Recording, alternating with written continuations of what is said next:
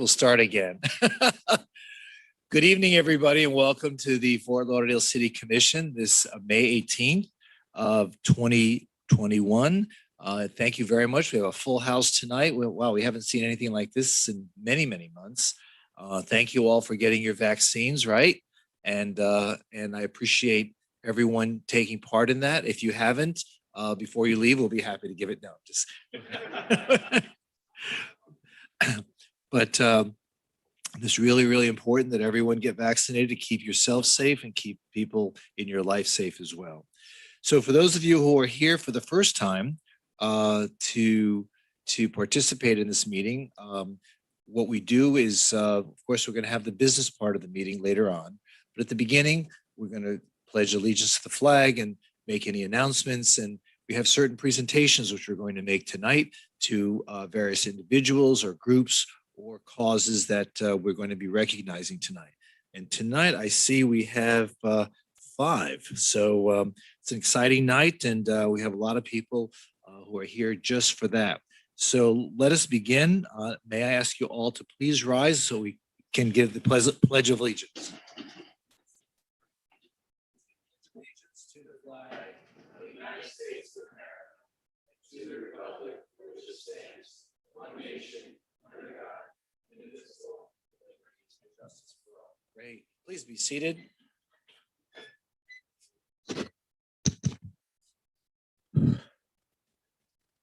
So tonight, as with a number of our meetings, I'm looking for the announcement page.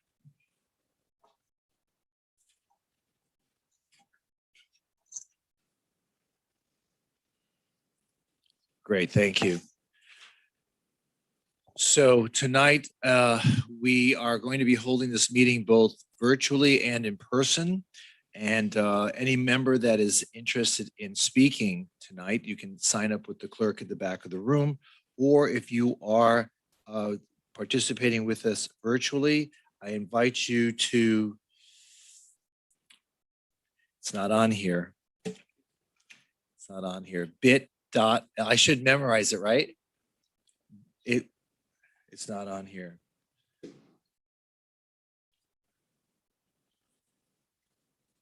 Oh, there we are. Okay. The mayor's just nervous with a big crowd. It's been a long time since he's had a lot of people in the room, so it's okay. Deep breath. I understand. You're used to being with swarms of people that surround you wherever you appear. Deep breath. Okay. So it's bit.ly /virtual CC meetings. So again, if you're appearing virtually, it's bit.ly /virtual CC meetings. Okay, so couple of announcements regarding the agenda. CM11 is being removed by the city manager. Is it going to be heard again, or is it just being removed right now? Will be heard again, just for tonight. Let's just remove it. Okay. And also in CR1, a signature page was added to the resolution as Exhibit 5. So other than that, is there a motion to approve both the minutes and the agenda as amended? So moved. Is there a second? Second. Please call the roll.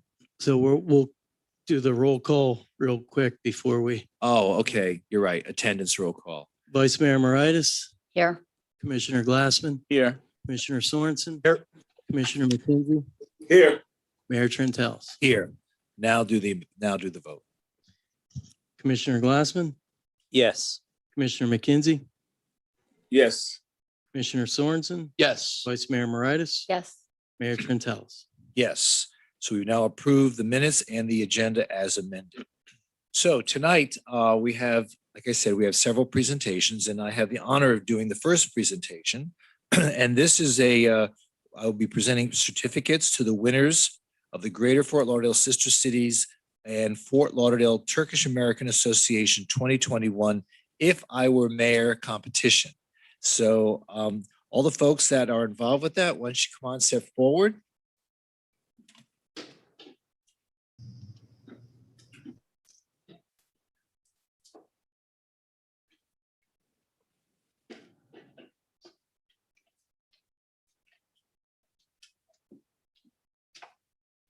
You unplug me, I get to go home.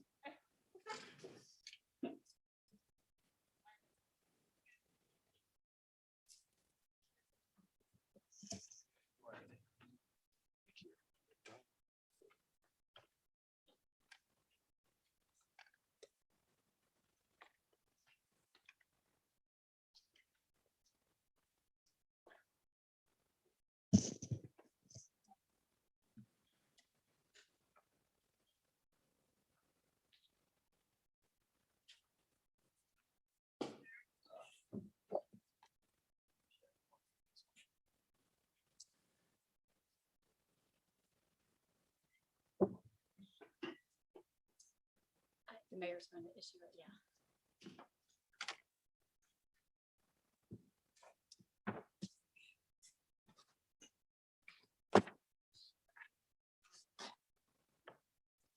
First, it is my pleasure to recognize the Consul General from Turkey, Mr. Berşilan. Thank you so much for being here tonight. And we have tonight with us the winners from the various schools. I guess you're the winners, right? Great. From Bayview Elementary School, Natalia Sanborn. Who's Natalia? Congratulations, Natalia. Thank you so much. A round of applause for Natalia.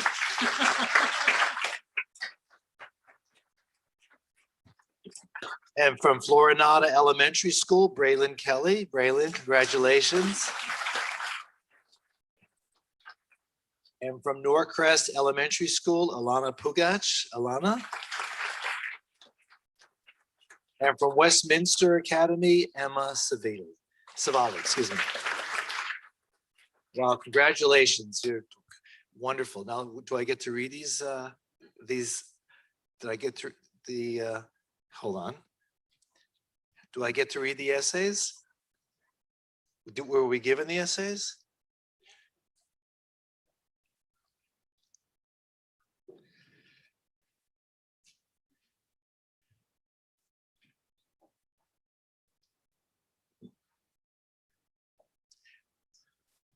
So these are an essay from each one of the students, right? Okay. We're not going to read them tonight. They're quite long.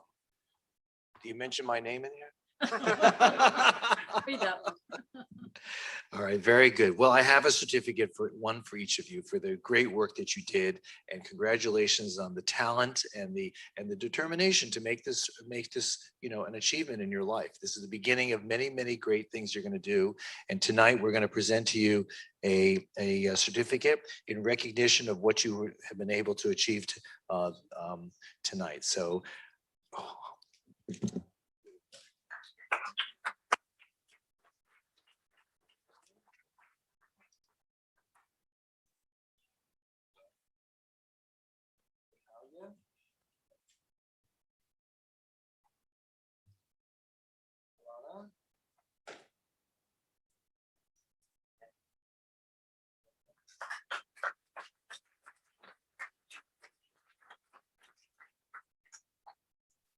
So may I ask, would you like to share a few words with us tonight?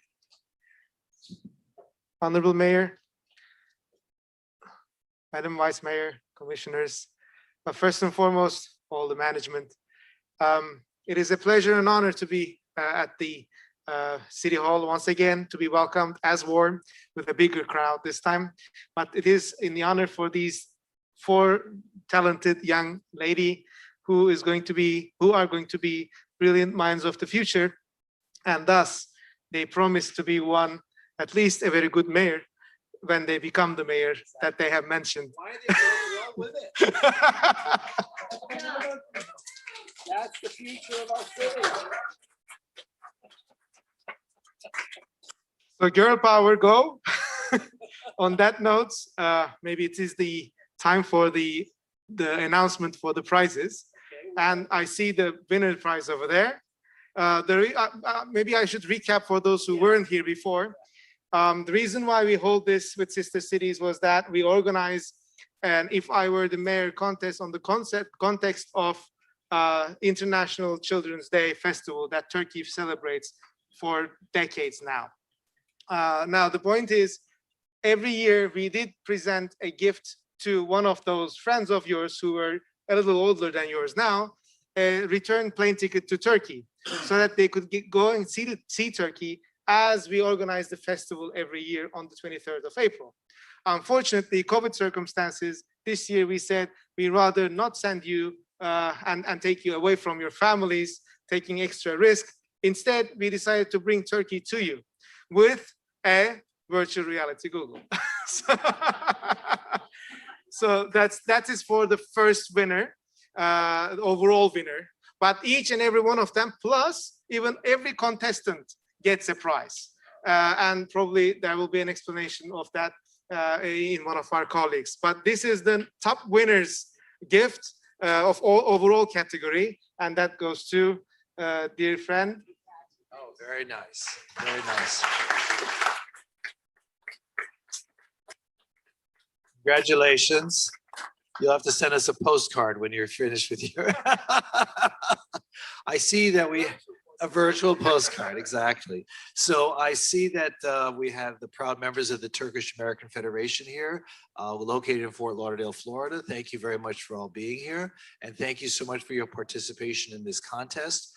It really is a very rewarding concept of bringing people not only to understand what it's like to be part of city government, but to also find people who are interested in writing about, civic engagement and to be able to be part of their community. So thank you for making this happen. We appreciate the consulate for participating in this and providing this wonderful gift. And we have our wonderful representative from the Sister Cities organization. Russ, you want to say a few words? And the winners, the prizes for the other contestants. Yeah, thank you, Mayor Trentellis. Good evening, everybody. As president of Greater Fort Lauderdale Sister Cities International, I cannot tell you how happy I am to be here physically standing at Fort Lauderdale City Hall with all of our distinguished guests. The Florida Turkish American Association and Greater Fort Lauderdale Sister Cities International would like to present this year's winners and awards. All participants will receive VIP invitations to the 2021 Fort Lauderdale International Boat Show, sponsored by Mercury Marine and Land and Sea Distributing. Thank you.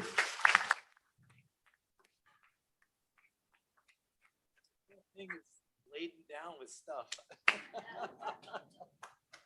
Well, thank you. Congratulations. Thank you. That's very Thank nice. Now, the boat show is the end of October. So I know it's on the weekend, so you'll all have the ability to, to participate. So we'll stay in touch and the folks. And how many of these other winners are there that are going to be able to participate in the boat show? Is it just these four or the other contestants? All the Every participants. contestant. All the contestants. And we have some trophies, I understand, for those who were within the category of winners.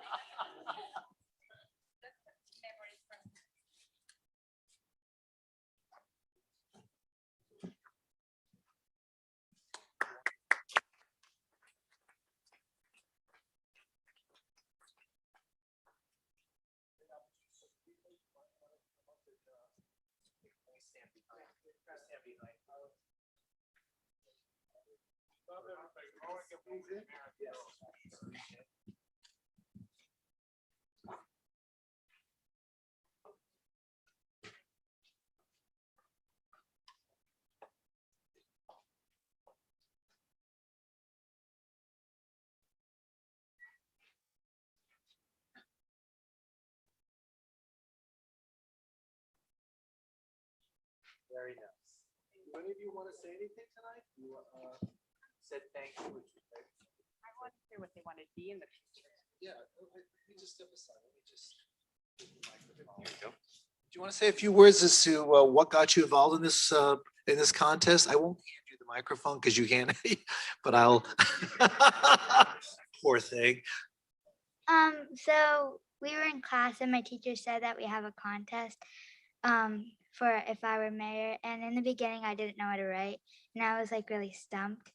But then something came to me and I was like really happy because I really liked the idea and I wanted to like volunteer if I were mayor. I would like to volunteer like in a lot of soup kitchens and stuff like that because like I want to show the community that I want to help them. Very nice. Great. Well, hopefully this begins that career. When I heard of the contest and what we could help in our neighborhood, I immediately thought of the pollution. So that's what I thought of. Like when you go to the beaches, everywhere around town. That's what inspired me. be in politics someday? No, I want to be a lawyer. Be a lawyer. Another lawyer. A noble profession, I must say. Want to share your thoughts with us? I wanted, when I was writing, I thought to help dog shelters because once I made a lemonade stand and we helped the dog shelter and the dogs and everybody was really happy. So I wanted to help that again, help them again. Want to be in politics someday? I want to be an engineer. Want to be an engineer? Very nice.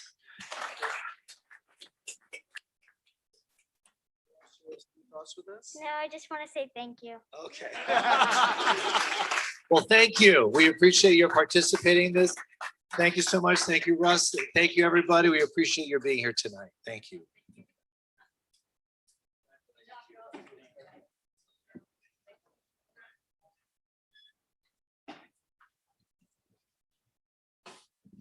Absolutely. Nice seeing you. Nice to see you again.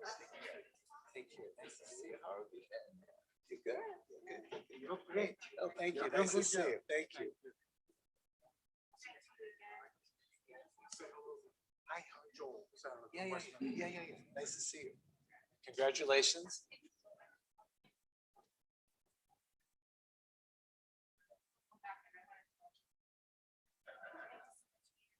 Oh, you're welcome.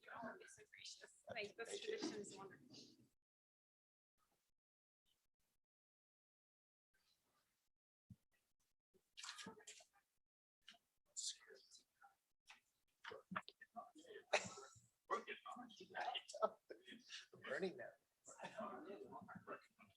Okay, our next presentation, I'm very honored to be able to recognize first of all, our relationship with the country of Haiti, and I believe the Vice Mayor of Cap Haitian is here tonight.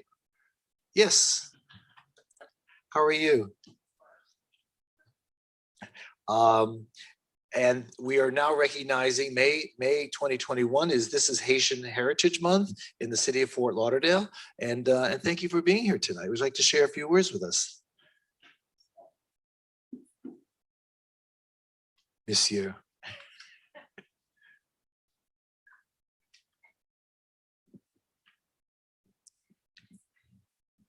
Monsieur le maire principal et ses assesseurs, mesdames, messieurs les commissionnaires, madame, messieurs les gestionnaires de la cité, honorables et distingués invités, et mes chers compatriotes, tout haïtiens Fort Lauderdale. Mesdames, messieurs, c'est un grand privilège que moi j'ai à souhaiter. Dans un jour qui veut dire un pile bagaille dans l'histoire pays d'Haïti. Tradition ça qui marque célébration anniversaire de drapeau pays moi, pays nous, pays tout haïtien, quel que soit à côté yo dans le monde là. Jeudi 18 mai 2021, ça fait exactement 218 années depuis le drapeau a été créé. Ça veut dire son drapeau qui prend naissance en 1803. 218 années déjà, depuis qu'il y a un événement, personne ne peut jamais imaginer qu'il a produit. Le drapeau que nous gagnons, bleu-rouge là, il symbolise l'union tout haïtien pour te goumer pour liberté. Moi, je voulais profiter de l'assemblée ça pour rendre un hommage bien mérité à ses ancêtres qui étaient unis pour te goumer avec colon pour te finir avec esclavage. Mr. Mayor and Vice Mayor, Fort Lauderdale Commissioners, administrators and staff, honorable and distinguished guests, and my dear compatriots, all Haitians in Fort Lauderdale. Ladies and gentlemen, it is a great privilege for me to be here this evening on such an important day for the history of Haiti. This tradition marks the celebration of the flag of my country, the country of all Haitians wherever they are in the world.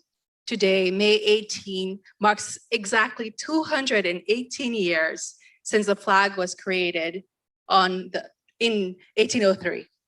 It has been 218 years and no one ever imagined it happening.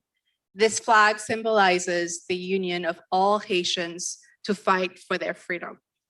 I take this opportunity to pay a well-deserved tribute to the United Forefathers who toppled the French colonial force and ended slavery. No, now me. Oh, I think he has a couple more. Is that okay? Moi, je voulais profiter tout de moment ça pour nous faire un petit parler de ville au Cap, qui c'est ville sur Fort Lauderdale. Cap Haïtien, c'est une destination, une vraie destination. Une destination tout naturelle. Ville entourée de belles plages, un pile monument historique, un pile belle bagaille antique. Au Cap, c'est une ville qui est chargée avec histoire. C'est dans la ville au Cap, il y a une bataille qui a libéré Haïti en bas colon, c'est fait dans une zone qui est les Vêtiers en 1803. Si nous allons au Cap, nous avons un monument côté yo, placé tout héros ça. Ville au Cap pas seulement force dans la question culturelle et touristique. Ville au Cap gagne tout l'autre atout positif qui est capable de faciliter l'investissement tant qu'au port, aéroport. Et par rapport à Jean-Ville au Cap positionnel, lié avec Saint-Domingue dans la question frontière, avec Wanamet et Darbonne. Mes amis, si nous avons parlé de Ville au Cap, nous avons tout à soir pour nous parler de Ville au Cap. Faut me dire nous tout, sous à au Cap, vous avez une chance pour aller visiter Citadelle, qui c'est un patrimoine mondial. Vous avez une chance tout pour aller là-bas. Il y a un resort qui a accueilli un pile touristes dans le pays, un pile ville voisin qui chargé attraction pour touristes. Bref, si nous apprenons pour nous, moi je voulais remercier tout le magistrat pour belle proclamation ça, avec bel accueil ça. Je vais profiter tout, inviter le magistrat principal là, magistrat, commissionnaire, à tout haïtien ville Fort Lauderdale, dans la célébration 351 années ville au Cap, qu'a fait 15 août 2021. Nous dit merci pour tout le temps précieux ça, nous t'ai accordé mairie au Cap. Merci, bonne fête de drapeau, Cap haïtien Israël. I would like to take this opportunity to briefly talk about Cap Haïtien, the sister of city of Fort Lauderdale. Cap Haïtien is a real destination, a natural destination. The city is surrounded by beautiful beaches, historical monuments, beautiful and historic houses. Cap Haïtien is a city steeped in history. The very last battle to liberate Haiti from the yoke of slavery was fought in Cap Haïtien in an area called Vêtiers in 1803. If you go there, you'll see a monument venerating our heroes. The city of Cap Haïtien is not only a cultural and touristic stronghold, but it also houses important assets that can facilitate investments in our seaport and in our airport. It is strategically located with borders connecting the Dominican Republic and Haiti. Dear friends, when you visit the city of Cap Haïtien, you can visit the Citadel, which is a World Heritage Site. You can visit Labadie, one of the most important resorts welcoming the most tourists in the country. And you can visit neighboring cities that offer many attractions. In short, I could take the entire day if I were to sell you on Cap Haïtien. I want to thank all the mayor, the city, the vice mayor, the commissioners for this wonderful proclamation and this warm welcome. I'd like to take this opportunity to invite you, Mayor, and the commissioners, the entire commission, and all Haitians of the city of Fort Lauderdale to celebrate the city's 351st anniversary this coming August 15, 2021. Thank you for your precious time. Happy Haitian Flag Day. Cap Haïtien is ready for you.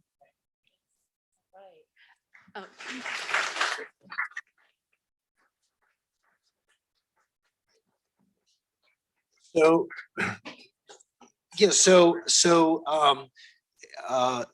Nadine and Mark, are you Nadine?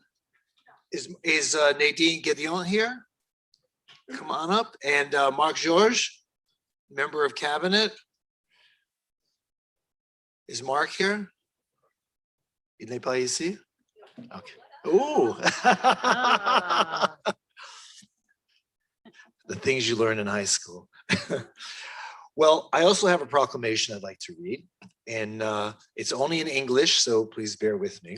But this is from the Office of the Mayor of the City of Fort Lauderdale, a proclamation in recognition of the Haitian Heritage Month, May 2021. And whereas in 1804, The Haitian Revolution was the first successful slave rebellion, fueling a widespread movement for freedom throughout the Caribbean and the Americas, setting an example of true justice for human rights. And whereas the Haitian flag, created in the town of Acai, Haiti, on May 18th, 1803, is the nation's strongest symbol of pride, freedom, and unity. Since then, May 18th has been observed as the Haitian Flag Day. And whereas in the city of Fort Lauderdale, the community includes a thriving population of Haitians, and nearly half of Haitians who reside in the United States chose Florida as their home. Our Haitian neighbors contribute to academia, medicine, business, and culture. And whereas the Haitian Heritage Month provides a glimpse into the rich Haitian history and traditions, it is a time to celebrate and reflect while allowing all citizens to experience the richness and diversity of the Haitian culture. And finally, Fort Lauderdale and Cap-Haïtien have been sister cities since 2003, exchanging culture, education, and commerce. This bond between our two cities is unique because Cap-Haïtien and Fort Lauderdale's only sister city that is connected directly by both commercial airline and maritime services. Now, therefore, we, as the city commissioners of the city of Fort Lauderdale, do hereby proclaim the month of May as Haitian Heritage Month. And in the city of Fort Lauderdale, encourage all neighbors to join in the celebration of the growing Haitian community and their unique history and culture, signed by myself this May 18th, 2021. Congratulations, and this is for you. Voila.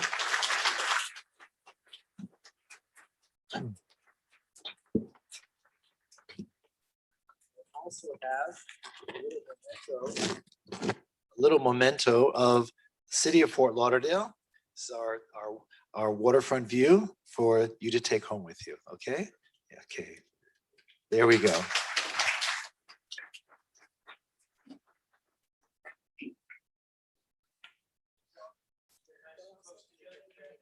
I'm sorry?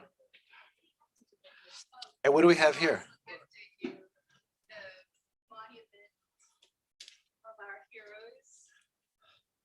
Oh, very cool. Is this an existing monument? Yes, this is located in Jetsia, where Uh-huh. the last battle for independence was fought. Very nice. Merci beaucoup, monsieur. Thank you so much. This is very sweet of you. So you want to take a picture of this? Thank you.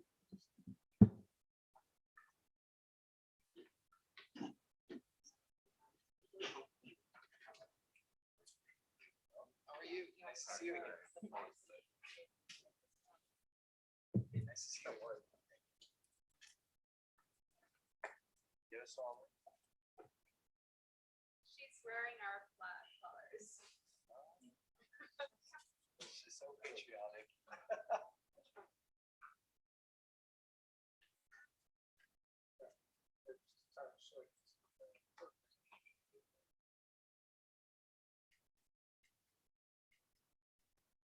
Okay, wait, don't go away. So let me just take a picture of shaking hands.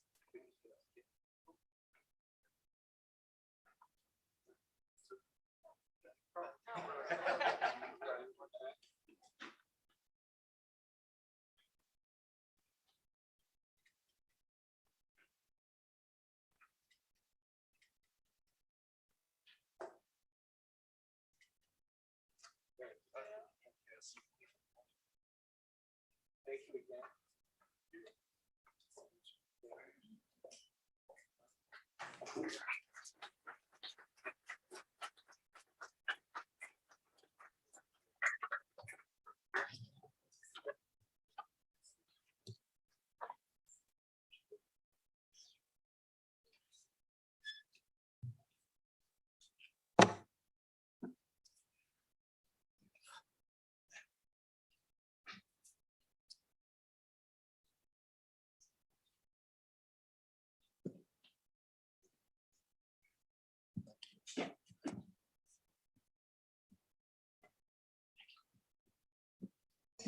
Thank you. Now it is, go ahead, Mayor. No, I was just going to introduce you. Thank you. As soon as I have my, Okay, so now for our third presentation. Thank you, everybody. We really appreciate your coming tonight. And now it's my turn to come to your place, right? Yeah. So our next presentation, Commissioner Sorensen will present a proclamation regarding Make a Friend, Be a Friend here in the city of Fort Lauderdale. Commissioner. Thank you, Mayor. Appreciate it. Is John and Paul or John and Paul here? There you are. Great. Come on up. Come on up here, gentlemen.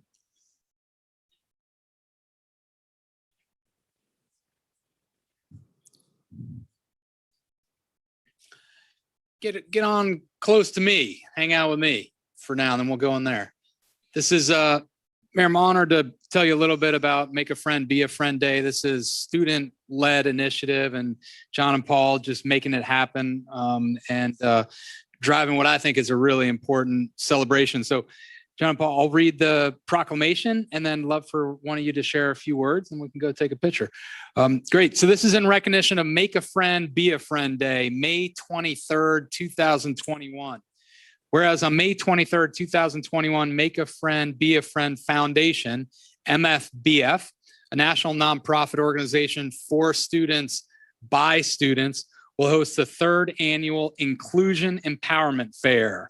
And whereas MFBF Foundation was co-founded in 2018 by John and Paul, two students who saw a need to reach out and help all students feel empowered and included, regardless of age, race, ethnicity, abilities, and whereas the MFBF Foundation encourages students to engage in healthy social practices, build relationships among peers, and educate those on how to relieve the academic and social pressures of high school. And whereas the past year has been especially challenging for many students, and the MFBF Foundation recognizes now more than ever the strong need for community outreach. Inclusion Empowerment Fair is a chance to provide individuals the skill set needed to focus on mental health and clarity while making new friends. And whereas the Inclusion Empowerment Fair will take place along Riverwalk's Huizenga Plaza, where students can participate in 15 interactive stations that include unified sports, yoga, dance, environmental inventions, and many other collaborative opportunities. We invite everyone to come there. And can adults even participate? They're inclusive. Even adults can participate. So invite you all to be there. Now, therefore, we as a city commission of the city of Fort Lauderdale hereby proclaim May 23rd, 2021 as Make a Friend, Be a Friend Day in the city of Fort Lauderdale, and call on all neighbors in recognizing Make a Friend, Be a Friend Foundation as they strive to positively impact the lives of children here in our community. Signed by your mayor, Dean J. Trantelis. Thank you.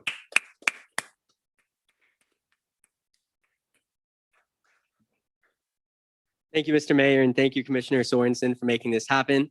As the commissioner said, Paul and I founded this organization from Fort Lauderdale High School in our freshman year, and now we're seniors graduating this year, and we wanted to do one last event while we are still based out of Fort Lauderdale. And throughout the time, we've been able to create over 40 chapters in a few different states for Make a Friend, Be a Friend, and we're really excited for this event to happen. It's happening on Sunday, May 23rd, and Paul's going to tell you a little bit more about it.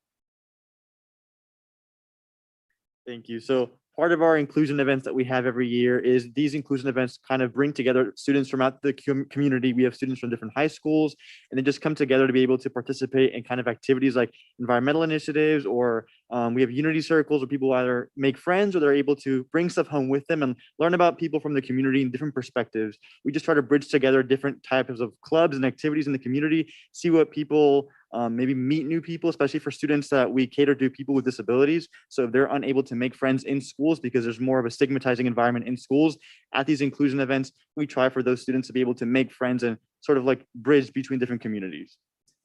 And thank you. And what are you guys doing next year? Tell me about your plans next year. Like, where are you going to college, or what are you doing? And will this come with you in some form or fashion? For sure. So Paul and I's plan is to bring chapters over to college universities as well. I myself will be attending the University of Central Florida, where I'll be doing political science as well as be research project on mindfulness and legal researches. Going to college, I look to start one of our Make a Friend, Be a Friend chapters in my university. I'll be attending Georgetown University, and I look to, they have a lot of issues relating to disabilities and inclusivity. So I'd like to bridge that gap that we have at that school through Make a Friend, Be a Friend, and then also introduce a lot of our environmental initiatives at Georgetown. Personally, I'll be doing international relations and environmental sciences. So I'd like to bring our activities that we have here in Fort Lauderdale over there to DC. Love it. Future looks bright, Mayor. All right, come on up. We'll take a picture. Thank you.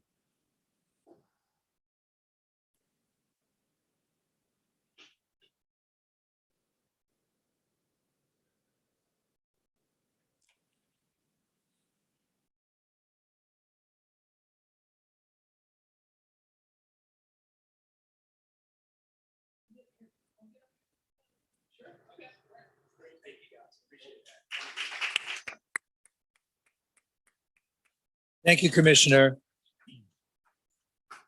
And now I would like to invite Commissioner Glassman, who will be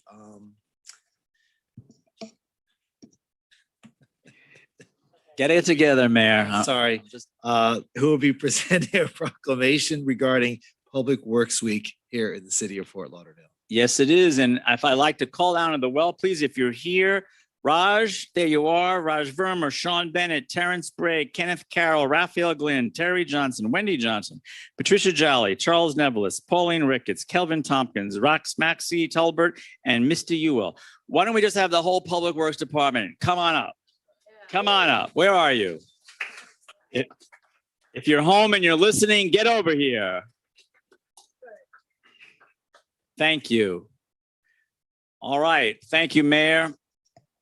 And to this wonderful department, this is a proclamation from the Office of the Mayor, City of Fort Lauderdale, in recognition of National Public Works Week, May 16th through 23rd, 2021. Whereas public works professionals focus on infrastructure, facilities, and services that are of vital importance to sustainable and resilient communities and to the high quality of life and the well-being of the people of the city of Fort Lauderdale. And whereas the theme of this year's National Public Works Week is Stronger Together, which appropriately reflects the Public Works Department's commitment to making a difference in the lives of the neighbors they serve. And whereas the Public Works Department plays a critical role in city operations and maintaining infrastructure, each year the department provides quality drinking water to our neighbors, visitors, and businesses, and is responsible for the city's wastewater and stormwater systems. And whereas Public Works employees maintain stormwater catch basins, resurface pavement, plant and distribute trees, collect and dispose of solid waste and recycling, sweep city streets, and complete community improvement projects. And whereas the Public Works team of professionals keeps an entire fleet of vehicles operating efficiently while reducing fuel consumption, and they led the effort to decrease electricity consumption. They handle calls to our 24/7 Neighbor Service Center and stand ready to work alongside our first responders whenever and wherever disaster strikes. And whereas Public Works employees are here to serve our neighbors with integrity, compassion, accountability, respect, and excellence.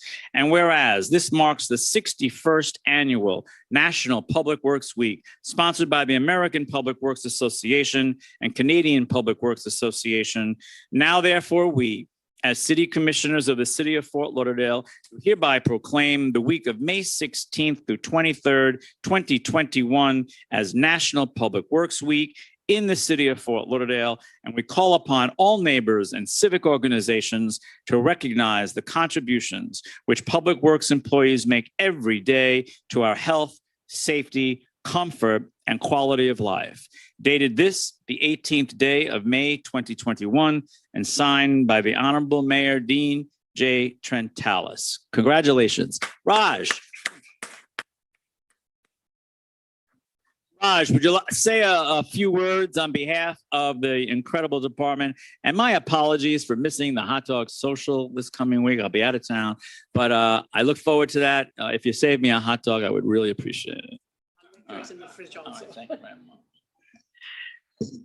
Mr. Mayor, Vice Mayor, Commissioners, and we thank you for this proclamation.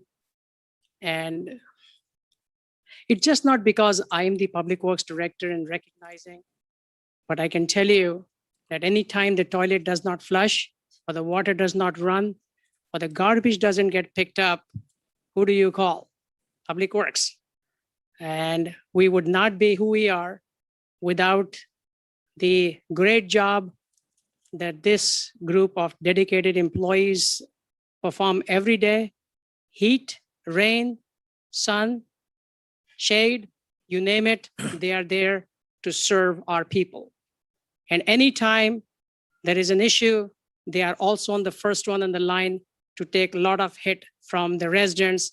And there are many occasions that as many residents, they come and they are very angry, and there are some compliments that are given, and that is the great feeling that we have some angry residents, and then they are happy after the work is done. So that is our biggest reward. And thank you, Commission, for recognizing us. And I am going to encourage anybody and everyone, take some time. We invite you over to our treatment plants. We invite you over to our facilities and see the passion that they bring to their job. There are many things we take for granted, but the zeal with which they do their job and they show, that is what it is all about. So Chief Lynn and Chief Rodame, when there is a hurricane, who do you call? The chainsaw and the backhoe, that makes the room for you folks to respond. So thank you very much. All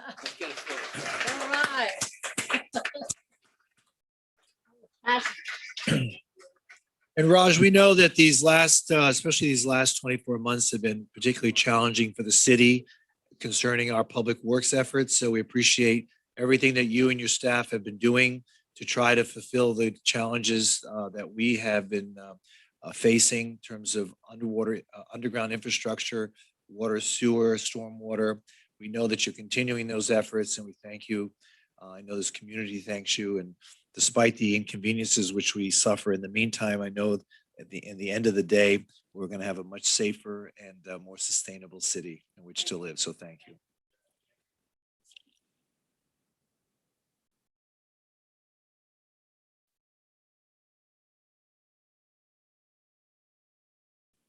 Very good. Thank you. Yeah, appreciate you all. Thank you. Was that the Haitian flag that just I think so. drove by the?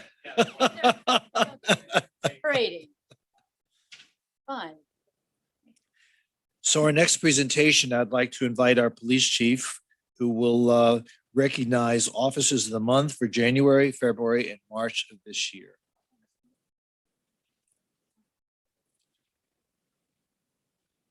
Good evening. Good evening, Mayor and Commissioners. I'm very happy and very proud to be with you this evening to present our officers of the month for the months of February and March. Not January. Not January. We're a little bit behind because of COVID, but because it's never too late to recognize outstanding work, I'm happy to be here to present our officers to you. We'll begin with the month of February for Officers Darius Ross and Officer Ivan Fernandez.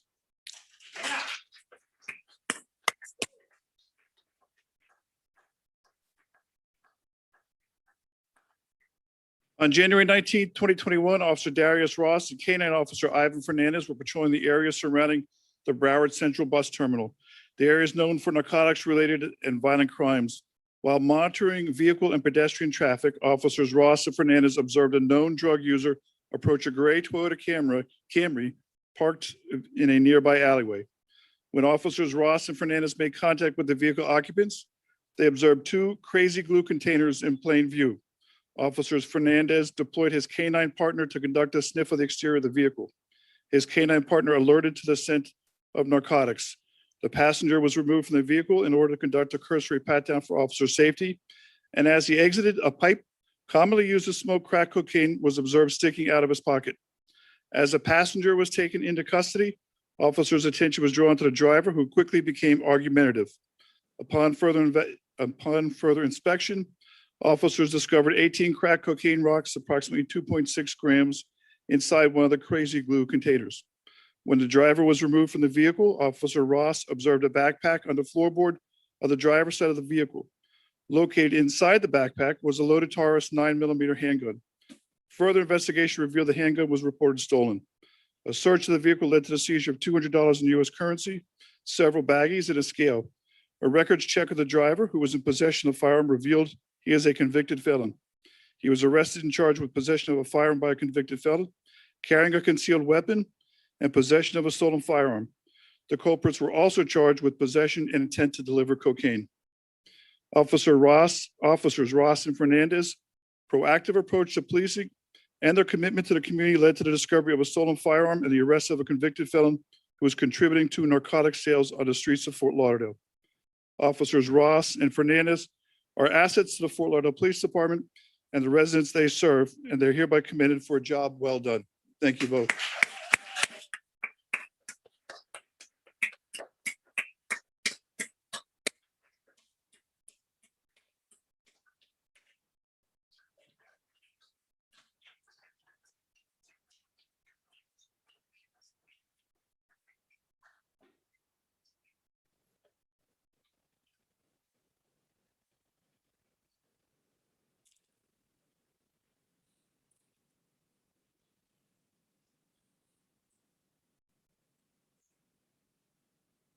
Very good. Thank you.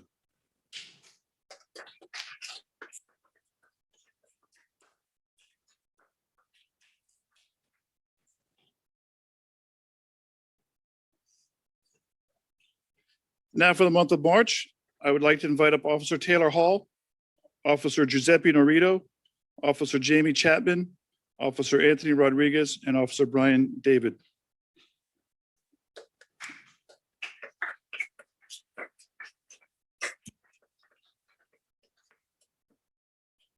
On December 4th, 2020, the Broward Sheriff's Office Regional Communications received a call for a service from a third party stating a female was being held against her will by an armed suspect. The caller further stated that the victim was currently traveling with the suspect in the suspect's vehicle in the city of Fort Lauderdale. The caller also provided the victim's telephone number. Officer Taylor Hall called the telephone number provided and a female answered. Officer Hall was able to ascertain that the victim was being held against her will and was traveling with the suspects. During this time, Officer Giuseppe Norito provided continuous updates to dispatch and other responding officers. The victim pretended that she was on the phone with her mother and stated she was shopping at a local Ross store. Officers searched for Ross stores within their sectors and located one at 1375 Southeast 17th Street in the city of Fort Lauderdale. The victim was able to provide her clothing description and a description of the suspects. Officers instructed the victim to hide in the restroom and call 911 from her cell phone. The victim followed their instructions, and BSO Regional Communications confirmed the victim was calling from the area of the Ross located at 1375 Southeast 17th Street. Officer Jamie Chapman and Anthony Rodriguez responded to the Ross and located a male matching the suspect's description. The suspect was detained. And officers safely recovered the victim. The victim told officers she was enticed to come to Florida by a female for the purpose of employment. She advised the female's boyfriend, the male suspect, forced the victim to strip and perform sexual acts on clients against her will. The female suspect was not on scene, however. The victim was provided her location and she was taken into custody also. The victim also provided an address for a vacation rental where the alleged incidents took place and advised there was a firearm at this location belonging to one of the suspects. Officers responded to the location, recovered the firearm along with additional items of evidentiary value. Ultimately, the Federal Bureau of Investigation Task Force responded and charged the two suspects for their actions. The officers' knowledge of the capabilities of BSO's regional communications enabled them to devise a sound tactical plan, which resulted in the safe recovery of the victim and the arrest of the culprits. These officers are an asset to the Fort Lauderdale Police Department and the residents they serve and are hereby commended for a job well done. Thank you, gentlemen.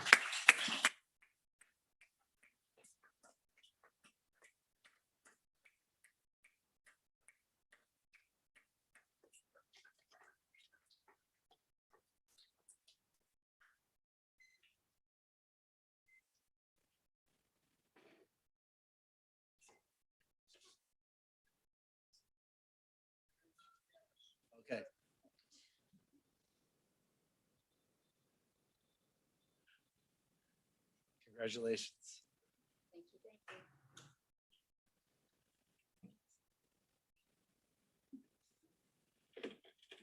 Thank you, Mayor. Great, thank you. Thank you.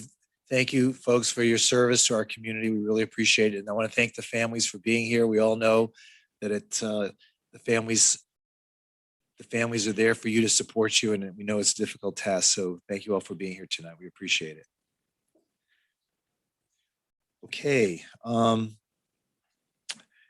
So we're now going to proceed with the business part of our meeting. Prior to continuing with our meeting, we ask each and every member of this commission if they would like to address a consent agenda item separately. That's called pulling an item. If they pull an item, we will discuss it and vote on it separately. Otherwise, we will vote on consent agenda items all at once. If there's an item that you are here to speak about tonight that is pulled, then you would be invited to speak at that time when we take up that item separately. If the item is not pulled, we invite you to speak at the beginning of the process before we take our vote, and you would be invited to speak for about 3 minutes. So I'll ask each member of the commission right now, is there, Vice Mayor, do you have any items you'd like to? No, thank you. None? Okay. Commissioner Glassman? CR7, thank you, Mayor. CR7? Yes. Okay. And Commissioner McKenzie, any items you'd like to pull? None, sir. Okay. And Commissioner Sorensen? None, thank you. Okay. So CR7 will be considered separately. Is anyone here tonight that they would like to speak on any of the other consent agenda items?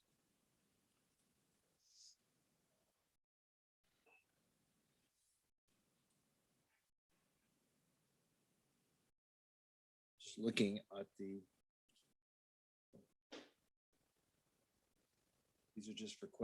are just look like they're for questions only.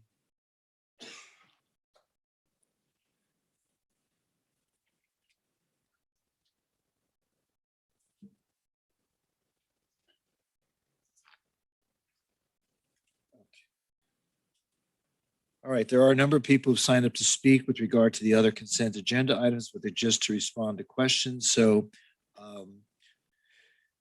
except for CR7, do I hear a motion to approve the consent agenda? Moved. Do I hear a second? Second. Then moved and seconded. So please call the roll on all the consent agenda items except for CR7, and also CM11 has been pulled. Is that correct? CM11 has been removed, and I needed to make an announcement on CR1, I believe it was, CM1, and this was the fact that this is, what announcement am I making here?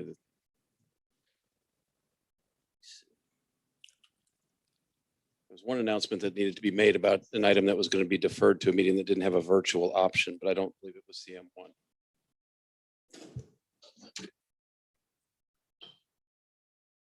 See if I can find it, Chris. Give us just 1 second, Mr. Mayor. Mr. City Manager, it is CM1 that needs to be M1, that they are requesting a noise variance, so that should be just a regular motion, not a consent motion. So CM1 needs to move. So we need to move CM1 to M to the motion agenda? Correct.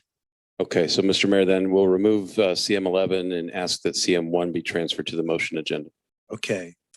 So let me recapitulate. Except for CR7 and CM1, which will be moved to the motion section of the agenda, and CM11, which is being removed from the agenda, a motion has been made to approve those items to as amended. Commissioner Sorensen, you're fine with that? Yes, thank you. Commissioner Glassman, you're Yes. seconded. Okay. Please call the roll. Commissioner Glassman, Yes. Commissioner McKenzie, Yes. Commissioner Sorensen. Yes. Vice Mayor Moritas. Yes. Mayor Trentalis. Yes, and those items are now approved. So if you're here on any of those items have now been addressed. So now we'll move to CR7, which is a resolution of support for the proposal of a new community shuttle routes and other service changes. Commissioner Glassman. Yes, thank you, Mayor. Actually, my comments have a lot to do with some of the discussion we had earlier in the day about letting folks know about what's going on and really reaching out. We had a good discussion about this at my pre-agenda meeting last evening. There are a lot of changes here and reinstatement of routes and new routes and really a tremendous opportunity for folks to take advantage. And also, all of these shuttles now are at no cost because of the penny sales tax.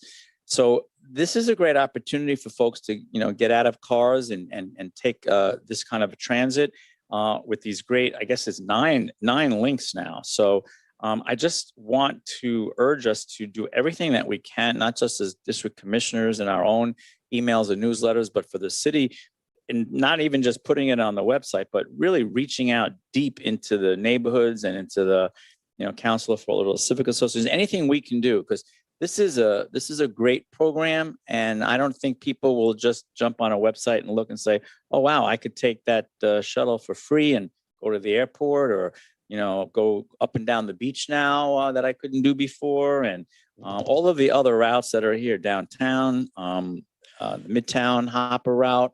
So this is a great program. I just want to make sure we're doing all we can to really get the word out to everybody that this program will be starting. So with that, I'm very happy to move the item. Commissioner Glassman, hold on one second. Ben Rogers, when will these routes be up and running? 'Cause that's one, I agree with you, Commissioner Glassman. I know we're adding the Galt back, and I'm very excited about that.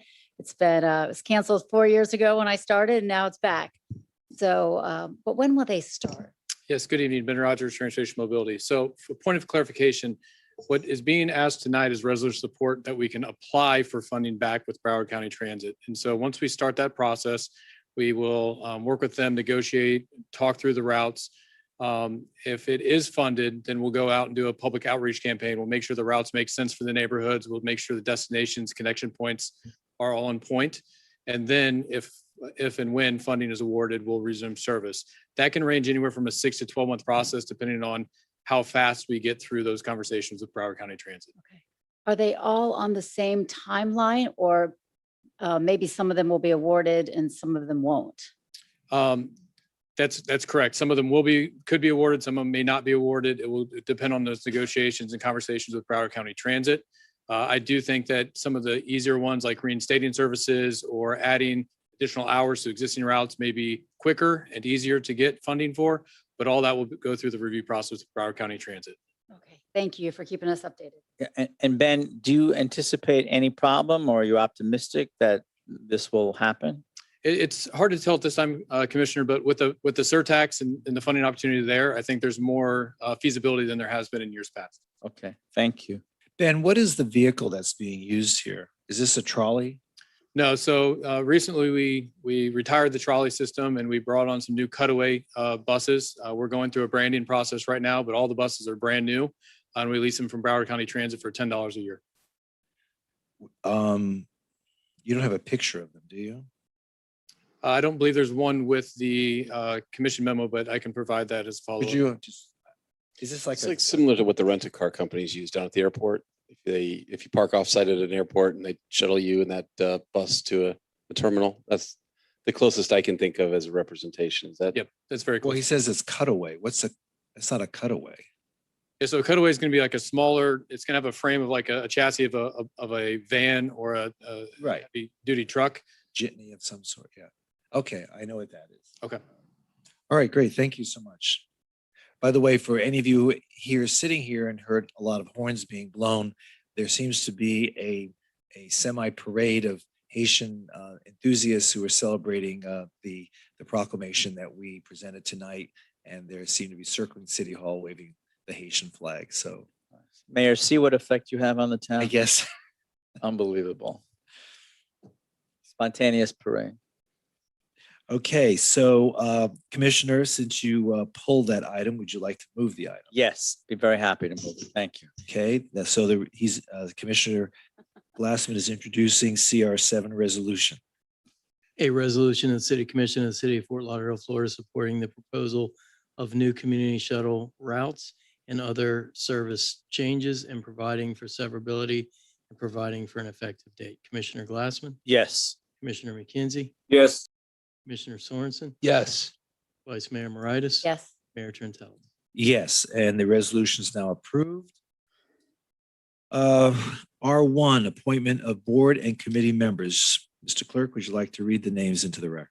Mayor, I think we need to do CM1 as a motion. Is that what you were Do we? asking, Chris and Phil? I guess we don't have a motions agenda, so it We can don't have a motion agenda. So Okay, so we'll now go to CM1.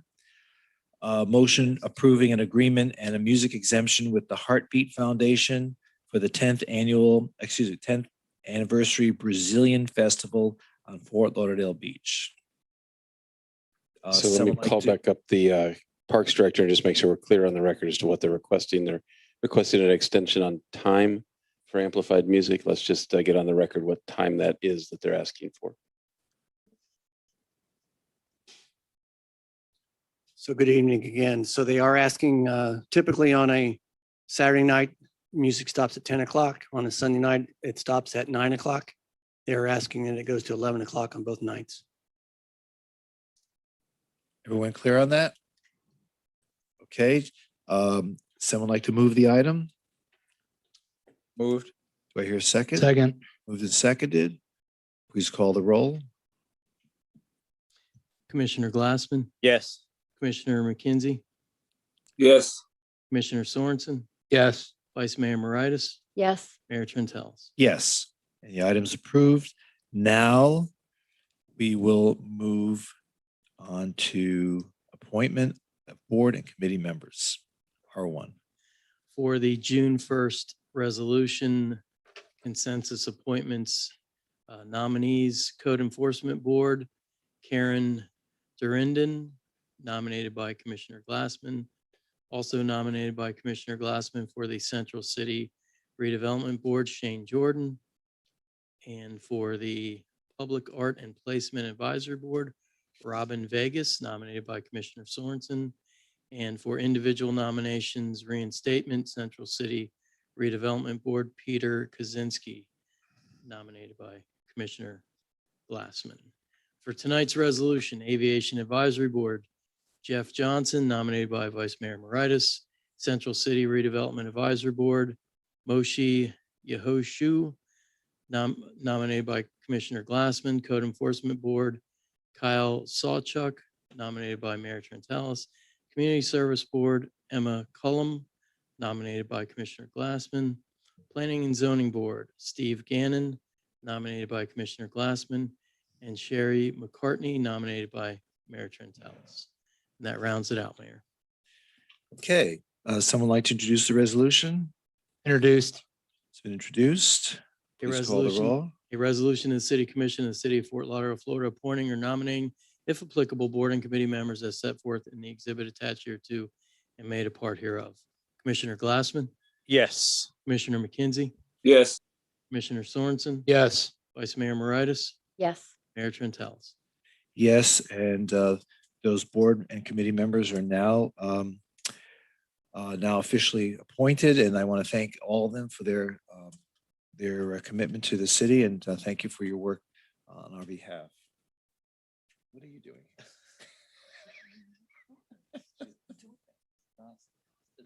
Okay. Are you done?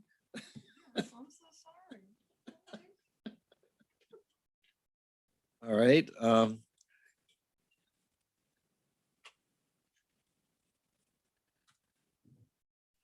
Move on to R2, resolution amending resolution 20-180, authorizing the city manager to execute amendments to the lease agreements for city-owned property to defer rent payments. We have a couple people who've signed up. I think those folks are just to answer questions. Want to give us a little explanation about this, Chris? I can. We've done this a couple times as a request. We've got 16 city-owned properties that we have tenants in. 8 of them have used our deferral opportunity to defer rent during lost revenues or downtimes during the COVID pandemic. We had one of our tenants come to us Red Ginger and seek one additional deferment. I believe this will be the last time we do this. But these are just deferrals. These are not abatements. So we will collect that rent at some point in the future within the next 6 months or so. We'll work on a payment plan with those that have used the deferral to push out those payments. But that's what, in summary, that's what this is. One final deferment for one of our tenants that is seeking 90-day deferral beyond what we've already authorized. What is Red Ginger? I don't think I've ever been to that place. You were going to ask me the question I couldn't answer. It's in Riverwalk Center. So Yeah, I it's, know that, but what is?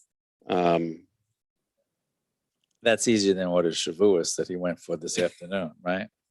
I will find out, Mayor. It's an LLC, so it may be operating, doing I business. think as you're going to something be given different. some help here. It's a Chinese restaurant.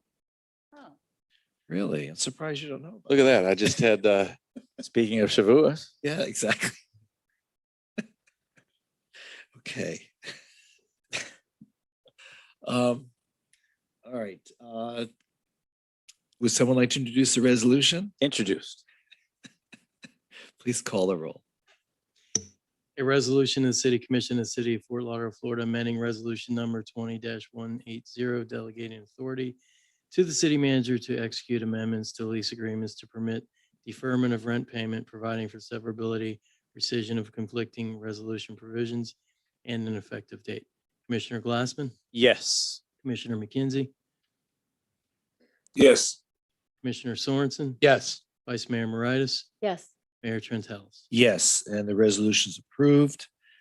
R3, this is a resolution adopting the Sailboat Bend Historic District Architectural Resource Survey Update Report and assigning a contributing or non-contributing status to all properties within the Sailboat Bend Historic District. Commissioner, do you have any comments on this? I have, actually, I have lots of comments, but first I would love to start by just congratulating and thanking staff. I believe, correct me if I'm wrong, the first notice of this went out to the neighborhood back in August of 2020 with a notice that there were preliminary reports ready for review by the neighborhood.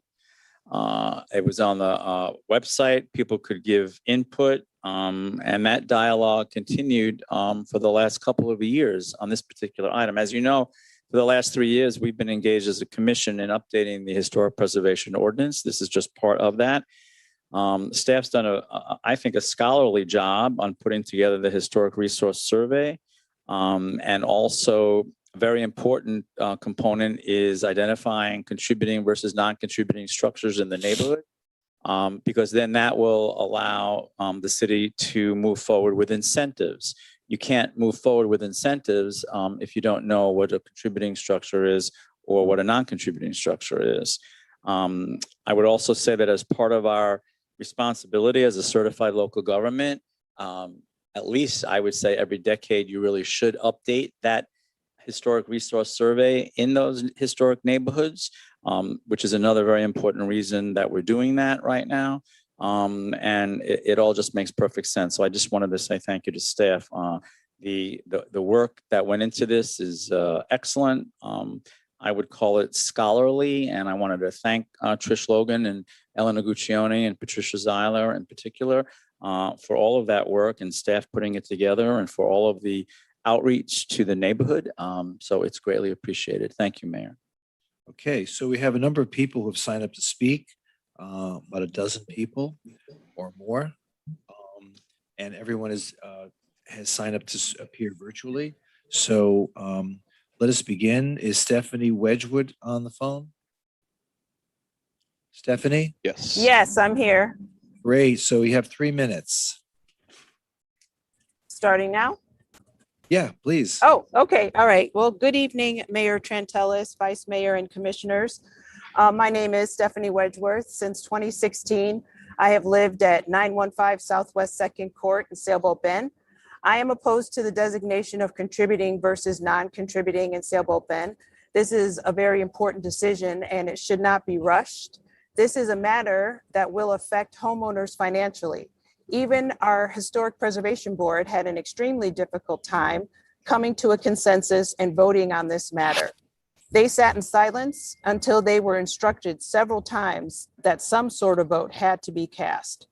Some of the information that has been provided to the community and the Historic Preservation Board and to the City Commission is misleading and confusing. For example, tax incentives. There are no tax incentives for a contributing home, period. Tax incentives are only available for commercial properties. And this was not clearly stated at the last Historic Preservation Board meeting when they voted. In fact, there are no incentives to contributing properties, only issues to be contended with. Designating homes as contributing versus non-contributing is a very crucial next step that needs to be delayed and should not be rushed. Sailboat Bend homeowners need to understand and be clear on how this designation was determined and what resources were used to determine the designation and exactly what it means to be designated as contributing or non-contributing and the impacts. Now, I implore you, please, to listen to your constituents who voted for you and laid trust in you. I ask you to think about this. Why are so many opposed?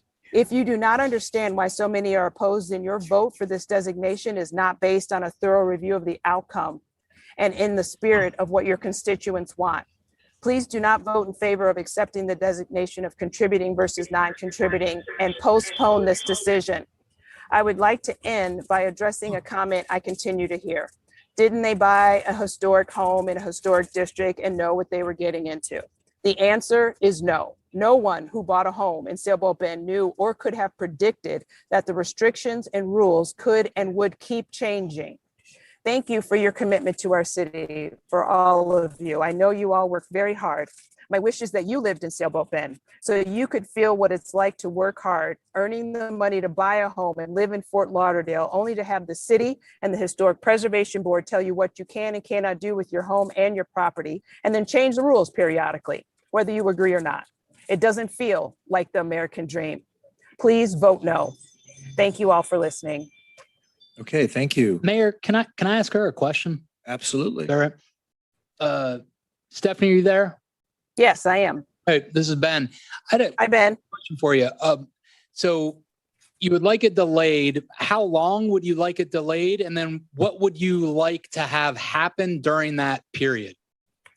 Well, the length of time, I don't really know how to address that, but I would like it to be long enough for the people who live in the historic district in Sailboat Bend to clearly understand what it means to be contributing and non-contributing. And so everybody has a thorough and clear idea of not only what it means, but also that it's done in a right way. Like, I don't feel like we've had an outside party come in and make sure everything has been done correctly. I feel like it's been very objective, subjective to, somebody's opinion versus having multiple experts come in and say, this is how we designated homes. We looked at these different criteria, and this is how we came to this determination. I don't feel like any of that's been made clear to us or understood by us. And I think that the idea of whether you're contributing and non-contributing, the impact of that has not been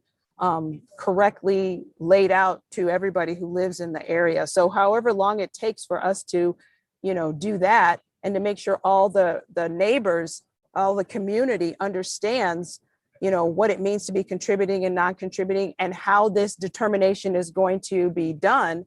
However long that takes is however long I think it should take.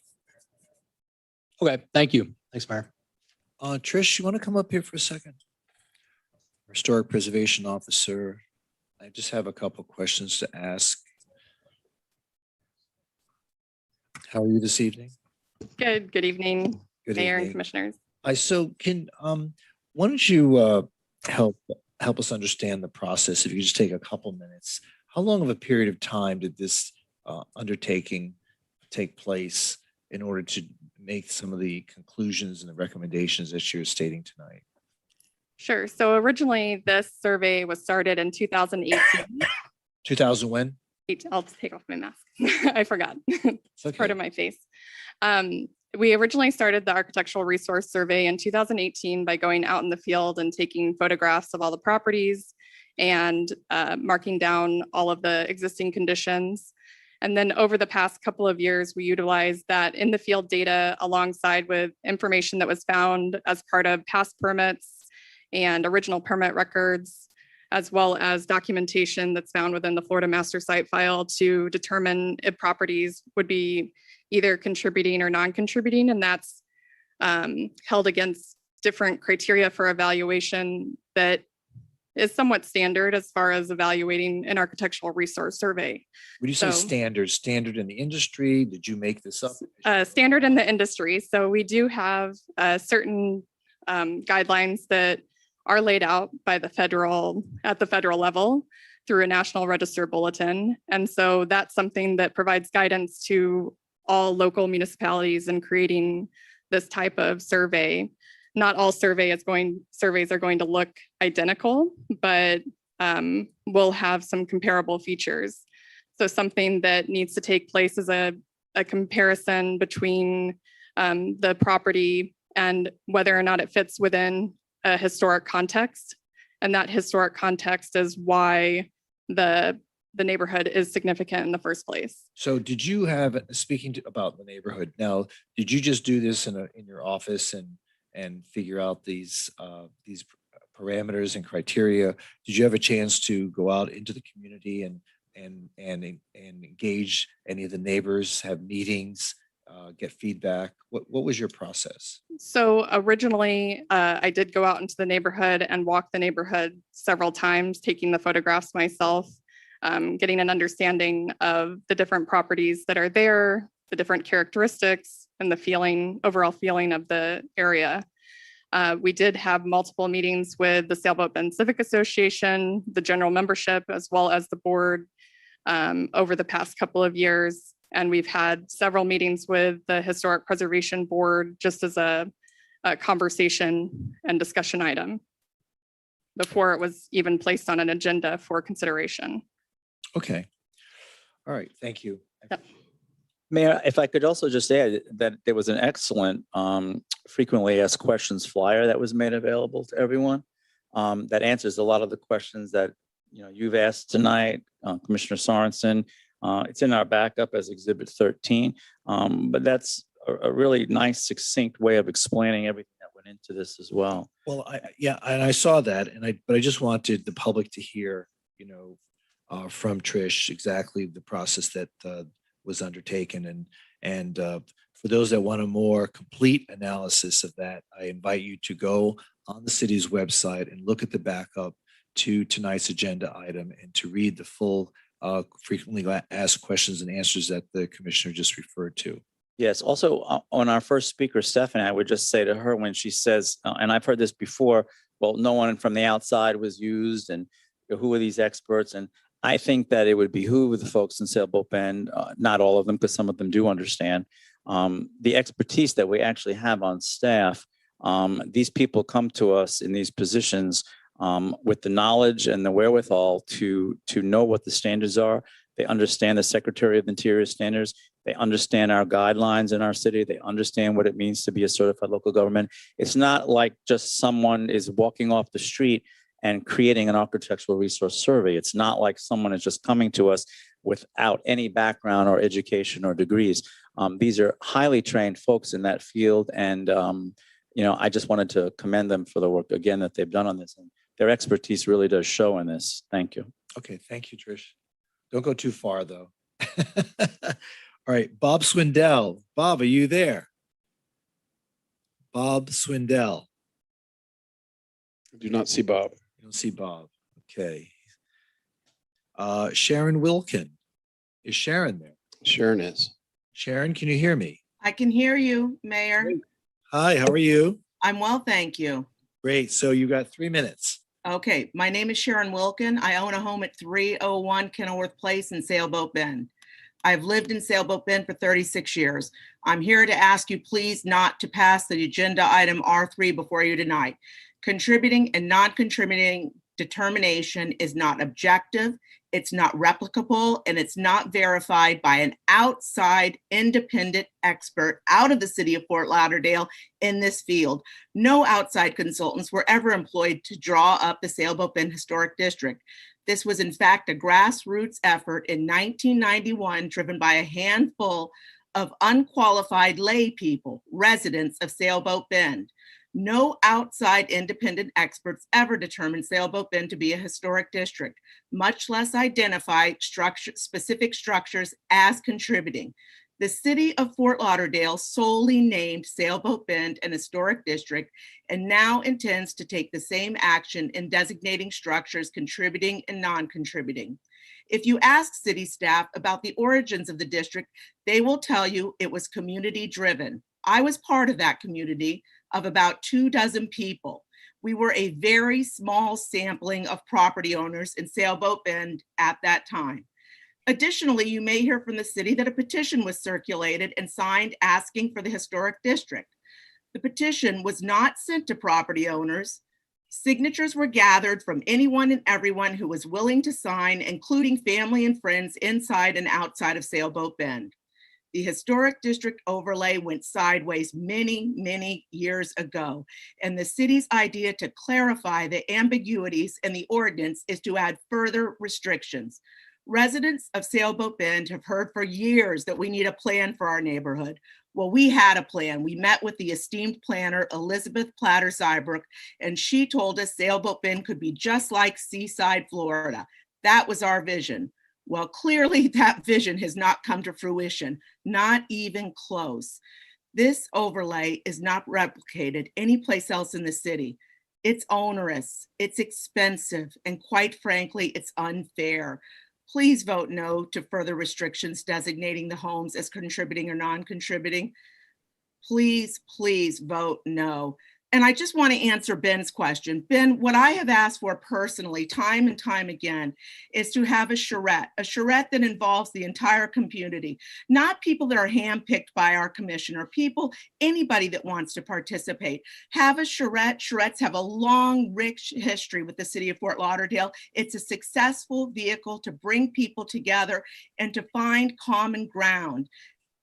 It's very important that a moderator is selected that is outside of Fort Lauderdale, that just comes in and helps us find our way. So that is for your question. And I thank each of you. Again, please vote no. This is just too onerous for the residents, for the property owners of Sailboat Bend. Thank you. Thank you. Just as an aside, Seaside, Florida is a completely different environment. First of all, every single building was built from scratch. There are very few original structures there. And the people that designed Seaside had very, very strict architectural standards that cost most homeowners at least 30 to 40% more to build versus not complying in adjacent communities with the same kind of square footage. I'm not sure that's the comparison you want to make, because it's actually worse than what I believe what's being recommended here tonight. So there are very few existing original structures in Seaside. I've visited Seaside many times, and it's a beautiful community, but it's not a historic district. It's strictly a place that they try to make look old with new construction. Mayor, I also wanted to address the allegations that the changes have been onerous and more restrictive. Actually, since this commission has been seated, the changes to the ordinance have made it less onerous and less restrictive. And I would ask Tricia if she agreed with me or not. She could go through that. We've many times submitted a fact sheet on the changes that this commission has approved over the last 3 years. And actually, although speakers tonight, you will hear more, I'm sure, you can get a sense that there really is not much of an argument against this architectural resource survey in front of us tonight, or the fact of contributing versus non-contributing. This is really about an agenda to get rid of the historic district. Because to say that, please vote no tonight, we're voting on architectural resource survey update, which hasn't been done since 2009. And we are voting to basically know what are contributing versus non-contributing structures. So if you live in Sailboat Bend, you should love this, because especially if you're complaining that everything is so restrictive, if your property is designated non-contributing, which is this is actually doing for the first time, delineating between what is a contributing structure and non-contributing structure, you should be quite pleased. So that's why I'm saying that the arguments I'm hearing so far why we should vote no really have nothing to do with the agenda item that's in front of us this evening. Thank you.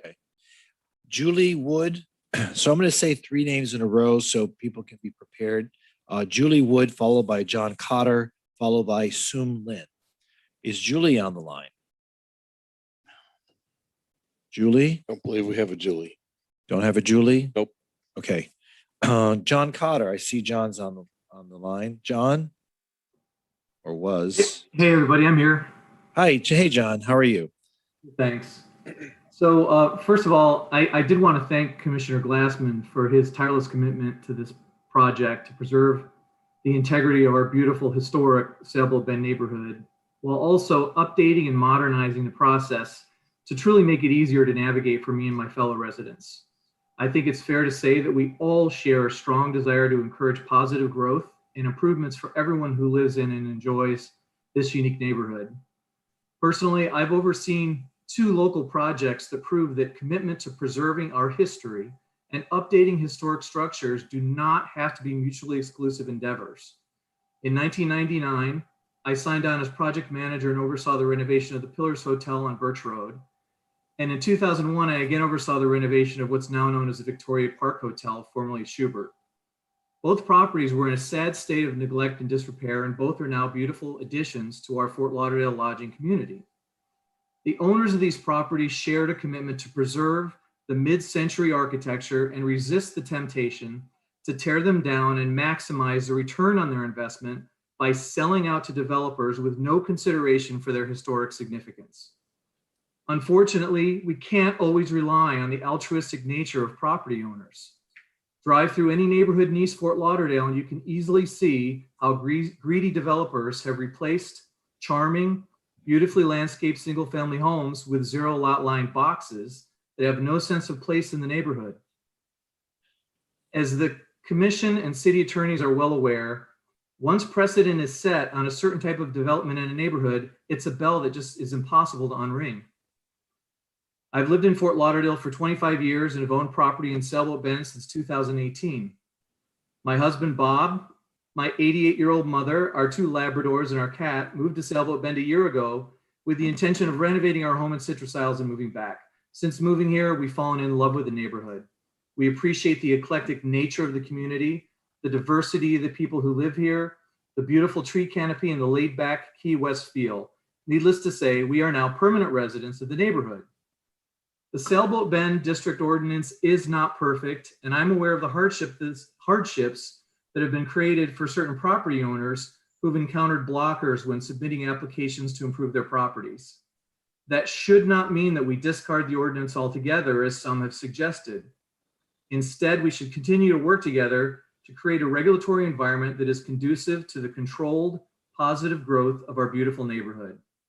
I encourage you all to vote to accept the resolution adopting the Sailboat Bend Historic District Architectural Resource Survey Update Report, assigning a contributing or non-contributing status to all properties within Sailboat Bend. Thanks for your time. Great. Thank you so much, John. Sum Lin, followed by Don Wyken, followed by J.R. Steele. Is Sum Lin on the line? Can you hear me? I can certainly hear you. You got 3 minutes. Thank you, Commissioner. My name is Sum Lin. My address is 705 Bryant Place in Sailboat Bend.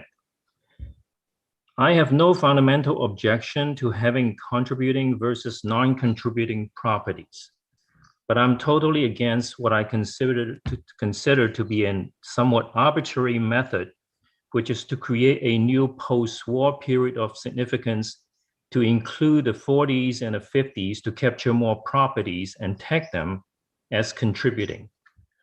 Firstly, in a 2005 letter, City Attorney Communication number 5-561, then City Attorney clearly stated, and I quote, that the intent of his drafters was to protect a particular historic period of significance, 1940 pre-war construction, unquote. This was well understood, widely accepted, and recognized by everyone in the community. I believe by extending the period of significance, it confuses and blurs the intent of the original designation. This sends a clear signal to property owners that the period would continue to creep later and later and later on subsequent surveys. In various meetings, it was stated the goal was to make things simpler, clearer, less complicated, and less subjective for the property owners. This is a complete reversal of this goal. Secondly, of the numerous historic districts around the country associated with World War II, none to my knowledge have extended their period of significance because it would render the original periods of significance insignificant. Thirdly, it is widely accepted that the National Register has a hard and fast rule that places can only be listed if they achieve significance more than 50 years ago. Listing places younger than 50-year-old require demonstrating that they are of exceptional importance and is reserved for things such as presidential and atomic heritage sites. Okay, so 50 years from when? The present from which the 50 year in the past is measured is not now, is not today, but the time when the district was nominated. Sailboat Bend was designated by the city in 1992. The 50-year rule requires that the period of significance cannot be any younger than 1941. Having an additional post-war period of significance introduces an arbitrary segmentation in the history and violate this rule. Finally, one of the reasons given for extending the periods of significance is that it illustrates the evolution of the city. I'm confused. I thought the whole point is to preserve a discrete chronological period, not to capture an evolution, and certainly not to keep stretching the period to classify more properties as contributing. I urge the commissioners to not vote to R3 unless the period of significance is restored back to what it was originally. Thank you. Thank you so much. Don Wyken, followed by J.R. Steele. Is Don? I'm here. Can you hear me? Yes, we can. Good evening. Sorry, it's Don Wilkin. I spelled wrong. How about that? It's Don Wilkin. Wilkin. I thought it was Wilkin, but spelled wrong. I'm sorry. Yeah, that's okay. That's okay, Mayor. I must have spelled it wrong when I put it in here this afternoon. There you go. Anyway, my name's Don Wilkin. I live at 301 Kenilworth Place in Fort Lauderdale. I've been here for 36 years, married to Sharon Wilkin. How about that? So I want to talk a little bit less about, I'm not in favor of the contributing, non-contributing, or continuing to increase in the amount of restrictions and regulations on property owners. I just don't think it's the way to go. I think the process that we would like to have happen is for the property owners, Sailboat Bend, to be able to get together the way they did some 25, 30 years ago, debate this whole issue that's out here. I mean, it's a heated debate. I mean, we're having a debate. It's interesting between the community, city staff, and the commissioners. I mean, it's very interesting dynamic going on here tonight. But we would like to have a community charrette. We can all talk to each other in person. I mean, yes, the update was issued in 2020, the year of COVID. How convenient was that this has all happened during the time when nobody can meet in person? Boy, just push it right through here. You know, what's the rush? You know, I'm not arguing with Ms. Logan's credentials. I mean, she has them. But the problem is that we need to, you know, get the community together to hear what those things are. We never understood all the things that you asked her about tonight that you were questioning. What about this? What about, how did you survey? How did you decide this? We never heard that in person at a community meeting that lasted for a half a day. Never happened. So you know, I just think it's being rushed along here. We need to slow down. There is no rush. You know, what's going to change? Nothing if you don't do this tonight. So I would oppose it. And just, Mayor, if I just correct what my wife said about Seaside. The original idea was that, yes, we have some historic homes, but wouldn't it be nice that some of the one-story, 4 apartment buildings that are spread throughout the neighborhood developed in the 70s were replaced with some buildings that look more like historic properties in Sailboat Bend, so that eventually we would have enough properties here that you could have a look. It may not look like Seaside, but it could look like Sailboat Bend, but be a community with walking, sidewalks, and really a pedestrian community. That hasn't happened. So again, I oppose tonight. I oppose the changes altogether, and I think we need an opportunity to get together, meet in person, as a group, as the community and the city organizers and whoever wants to host the charrette and talk it out on a Saturday and come up with some solutions. Thank you very much. Okay, thank you. J.R. Steele, followed by Patrick Durindon, followed by Joaquin Manchigo. Is Good J.R. Steele on the line? Yes, I am. Hello, J.R. Hi. I'm curious. Yes. Imagine if you have an investment that's dear to you and your family. Suppose someone said to you, wow, what you have is nice. In fact, it's so nice, you can't be trusted to make important decisions about it. Let's give control of your investment to this group of people. How do you feel? I'm curious. Do any commissioners live in Sailboat Bend? I don't believe so. Have any of you had to stand before the Historic Preservation Board seeking permission to make necessary improvements or even required maintenance to your property? For most homeowners,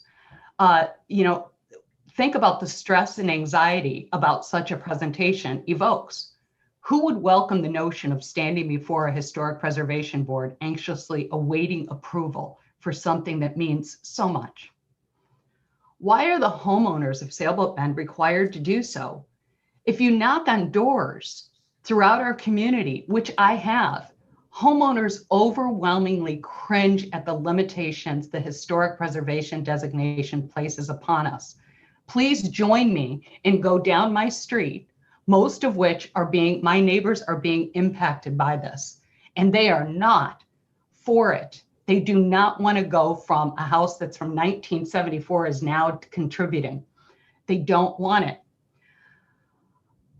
And the residents of Sailboat have tried to speak up and express to our representatives that this designation is not working. Have I seen Ms. Trish Logan several times go through these? But we've also used people that are architects to go through, and we've found discrepancies and things that don't line up. So we've looked at this cheat sheet, we've looked at this, and there's more to it. We didn't ask for more regulations, more homes to be singled out as contributing versus non-contributing. We begged for less. Why aren't we heard? What would it take for you, the city commissioners, to vote in favor of the people who carry this burden? I believe in democracy. As a teacher, I have taught students that your voice matters. Over this past year, as I've seen my community unite to stop these updates during COVID, we have begged for a charade to no avail. Over 300 signatures asked the city commission to postpone this vote. My heart is heavy because I have not seen our representatives, with the exception of one, listen to try to come to our aid. Instead, we speak and share our concerns, and the train just keeps moving forward. Tonight, please listen to the people who bear this burden, rethink, reassess, allow our voices to be the process. If, as a city, we are committed to preserving old homes, which I love, I live in one, there are other ways to do so without a process that disincentivizes improvements. Thank you. Remember that precious. Wait, JR, your time is up. Okay. Thank you so much. Mayor, yes, I obviously don't know the whole history, but is is the idea of having a charrette and an independent moderator, is that, I mean, in the next month or two, is that, There have been charrettes. so when everyone's saying have a charrette, They had charrettes. Well, so when they're saying they haven't had a charrette, They just didn't participate. well, also, Trish, could I ask Trish? Trish, would you please go up to in the? the I don't think last- they're in the- saying we didn't participate. They're saying we haven't had a charrette. In the last 3 years, Trish, how many times have you appeared with groups from Sailboat Bend or the Sailboat Bend membership meeting? Within the Sailboat Bend Civic Association General Membership, there were 3 meetings pertaining to this item. There were a couple of other meetings pertaining to our code updates. And then we also had separate meetings with the board. And correct me if I'm wrong, but the current board president have appointed folks as a working group that have been working with you now for how long? We met 4 different times. That was specifically to talk about proposed updates to the ordinance, which are not included in tonight's proposal. Right. So even though a speaker earlier tonight said that the commissioner's been selecting people, I had nothing to do with the working group that's been working with you on all of these changes, correct? Correct. The working group was selected by the Sailboat Bend Civic Association Board. By the board, Mhm. appointed by the board. I believe so. We received an email from one of the board members saying this was the group that was selected. Okay. So they've also seen your work and have discussed the work on this particular item in front of us this evening. The board of Sailboat Bend Civic Association, they have been given an opportunity to review this, just as any other member of the community. All of the property owners within the community received a mail out notice that this was available online for review. And then we also noticed again when it was going to the Historic Preservation Board for a public hearing. And of course, those historic preservation board meetings are public as well, right? Correct. Yeah. Right. I heard, I think the first speaker tonight said that the Historic Preservation Board had a hard time on the vote on this item, but I listened to that entire meeting. I think the vote was 6-1 in favor. I believe so, yes. Okay, and the one, right, okay, so I do remember that as well. This last speaker also mentioned how difficult and how nerve-wracking it is to stand in front of the Historic Preservation Board when you have an item. Can you remind the commission what we've done in the last 3 years as a commission in terms of not making people have to come to the Historic Preservation Board? Sure. We've made several updates to the Historic Preservation Ordinance, the main section, which describes our process for applications for certificate of appropriateness so that it removes some of the burden to go to the Historic Preservation Board and gives more leeway to staff to approve certain requests during the permitting process. So a lot of those requests then are just done administratively without anyone having to appear before the board. There's more opportunities. Okay, We're primarily looking at any modifications that are visible from the right-of-way, any modifications that are occurring that are not visible from the right-of-way. So to some of the rear or all of the rear and the sides of properties would be able to be approved by staff, as well as any in-kind replacements. right. Because actually what we're talking about with historic preservation is our main concern is the elevation that faces the street, correct? Correct. Correct. Within the historic district. Right, and pretty much anything interior and in the rear and sides is a lot less of a restriction, correct? Correct. Correct. Can you remind this commission of what this commission has done in terms of fees when folks in Sailboat Bend or any owner of a historic property needs to go before the Historic Preservation Board or administratively? What have we done with fees? So for residential property owners, we do not have fees unless it's for a demolition. And then also for relocation of a property. And then there's also a small fee for one of the tax exemptions. So this commission has basically eliminated a good deal of the fees that used to exist before this city commission took office, correct? Correct. And we've also added several incentives for historic preservation. We've added incentives, we've eliminated fees, we've made it so you don't have to go to front of the Historic Preservation Board. We follow the standards where we just really concerned about the facade facing, the elevation facing the street. And then lastly, I would say, is your work completed on incentives or even the Historic Preservation Ordinance rewrite? No, we still are working on researching some incentives to offer. It's just about looking into feasibility of what we can and cannot do within the state of Florida and within, Broward County and the city of Fort Lauderdale, what we can actually offer to property owners. And we are also still working on updates to the code for the Sailboat Bend ordinance. And that's what we were working on with the working group with the Sailboat Bend Civic Association. And I believe we've also applied for a grant where hopefully if we are given that funding, we will be able to come up with a plan for historic properties and a strategic plan that would obviously also include Sailboat Bend. Yes, that's correct. We've applied for a grant through the Department of State, the Florida Department of State.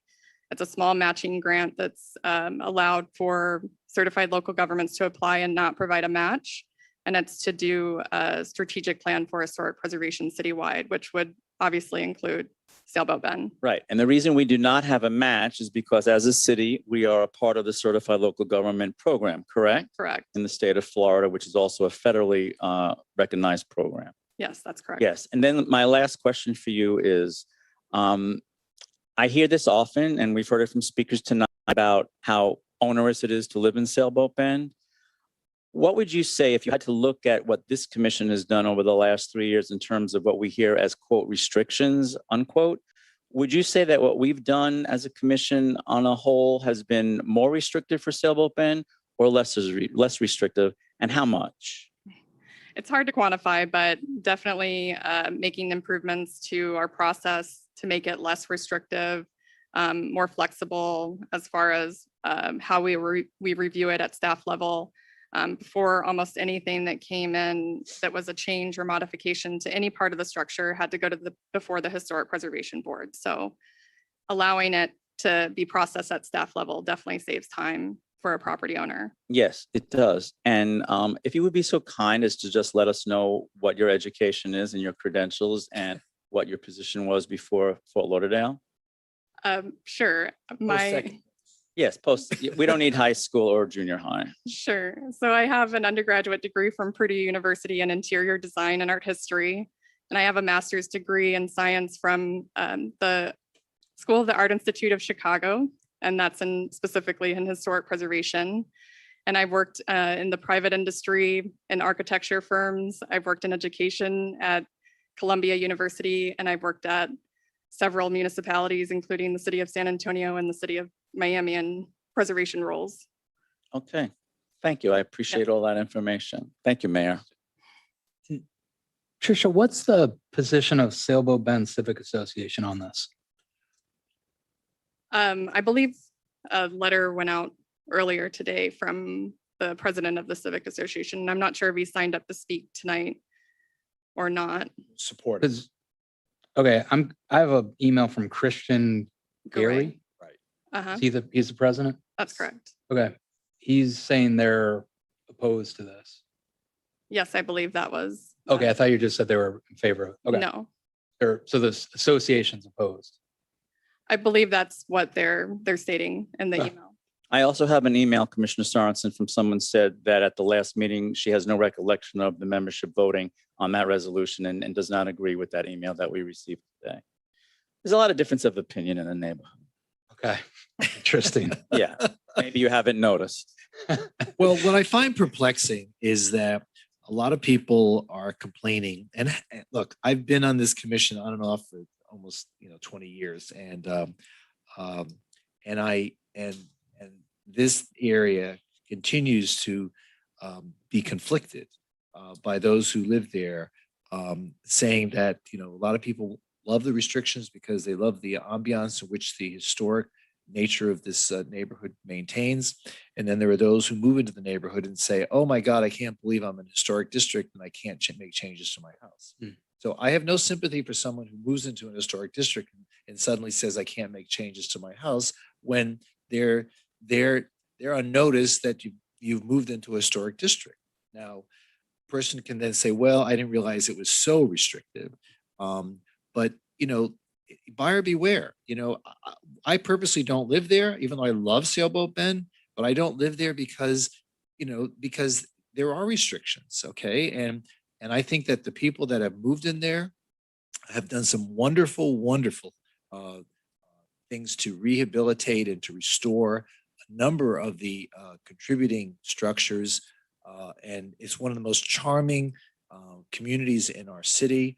And I thank all the folks that have really put a lot of time and effort and personal resources into maintaining the dignity and the integrity of the architectural feel that neighborhood tries to maintain. So, I know there are a lot of people who are against these changes that which basically reinforce the need to maintain the integrity of the historic designation. But we have to understand that when you move into that area, you sort of understand that you accept those responsibilities to maintain the historic integrity of the structure if you live in a contributing structure.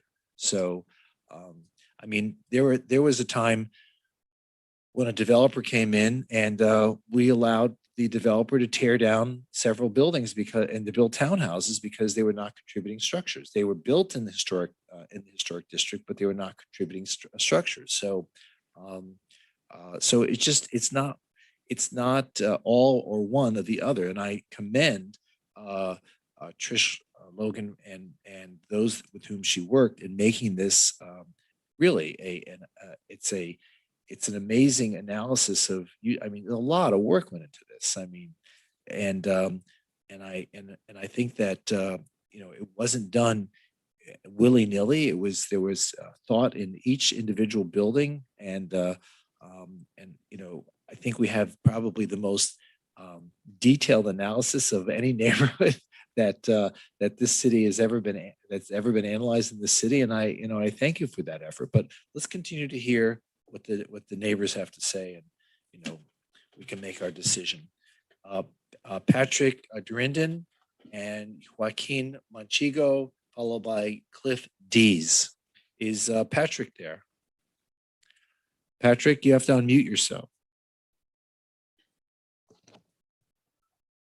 Patrick? Unmute. Can you hear me now? We can hear you now, but you got some feedback. I'm sorry. Turn off your TV. My wife is leaving the room with her iPad. She's on the other iPad. Good evening, Mr. Mayor, Madam.